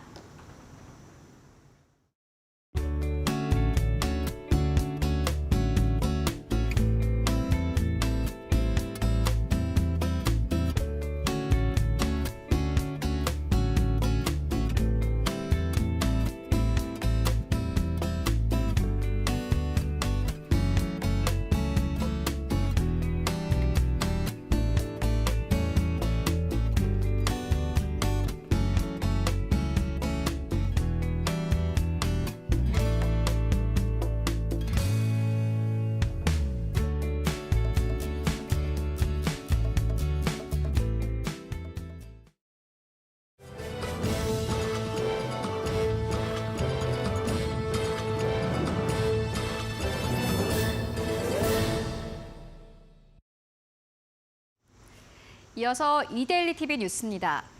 HLB가 간암 신약인 리보세라닙에 미국 식품의약청 FDA 품목 불승인과 관련해 약효에는 문제가 없다는 입장을 재차 밝혔습니다.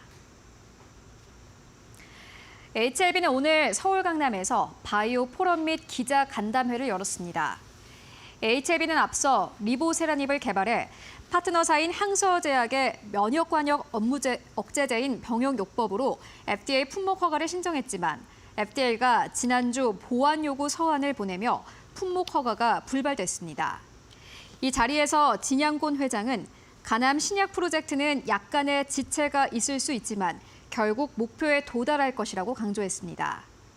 프랭크 지앙 항서제약 부사장은 FDA는 항서제약의 제조시설과 관련해 마이너한 문제가 있다고 알려왔다고 언급했습니다. HLB의 미국자 회사 정세호 대표는 분명한 것은 약의 효능이나 안정성에 대한 지적이 없었다고 설명했습니다. HLB와 항서제약은 FDA와의 미팅을 거친 후 허가 신청을 재진행한다는 계획입니다. 고물가의 영향으로 올해 1분기 가계 실질 소득이 1년 전보다 1.6% 감소했습니다. 통계청이 발표한 올해 1분기 가구당 월 평균 소득은 512만 2천 원으로 1년 전보다 1.4% 증가했습니다. 물가 상승률을 반영한 실질 소득은 1.6% 줄며 2017년 이후 7년 만에 최대 감소폭을 보였습니다. 물가 상승률을 고려한 실질 지출의 증가율은 0%에 그쳤는데 이는 가계 1분기 지출은 늘었으나 물가 변동을 제외하고 실제 소비 규모는 그대로라는 의미입니다. 우리나라 근로자 평균 임금이 경제협력개발기구 OECD 평균의 90%를 넘었고 격차가 계속 좁혀지고 있는 것으로 나타났습니다. OECD에 따르면 지난 2022년 기준 한국 근로자 평균 임금은 48,922달러로 OECD 회원국 평균의 91.6%로 역대 가장 높았습니다. 한국 근로자 평균 임금은 1992년 2만 6천 달러 수준에서 2011년 처음 4만 달러 선을 넘은 데 이어 최근 5만 달러 선에 근접했습니다. 한편 지난 2022년 일본 근로자 평균 임금은 4만 1,509달러로 한국이 일본보다 1.2배 높았으며 2014년 한국이 일본을 처음 역전한 뒤 계속해서 격차가 벌어지고 있습니다. 한국수출입은행은 현대건설이 수주한 사우디아라비아 아미랄 석유화학설비 건설 사업에 10억 달러 규모의 PF 금융을 제공하기로 했습니다. 아미랄 프로젝트는 사우디아라비아 산업단지에서 운영 중인 정유 설비를 확장하여 석유 화학 설비를 건설하는 사업으로 총 사업비만 약 148억 달러입니다. 현대건설은 지난해 올레핀 생산 설비 패키지 및 유틸리티 설비 패키지를 총 51억 달러에 수주했는데 그동안 한국 기업이 수주한 사우디아라비아 사업 중 역대 두 번째로 큰 규모입니다. 수은이 제공하는 PF 금융을 통해 약 6억 달러 상당의 국산 제품과 용역이 수출되는 등 높은 외화 획득 효과가 기대됩니다. 지금까지 이데일리 TV 뉴스였습니다.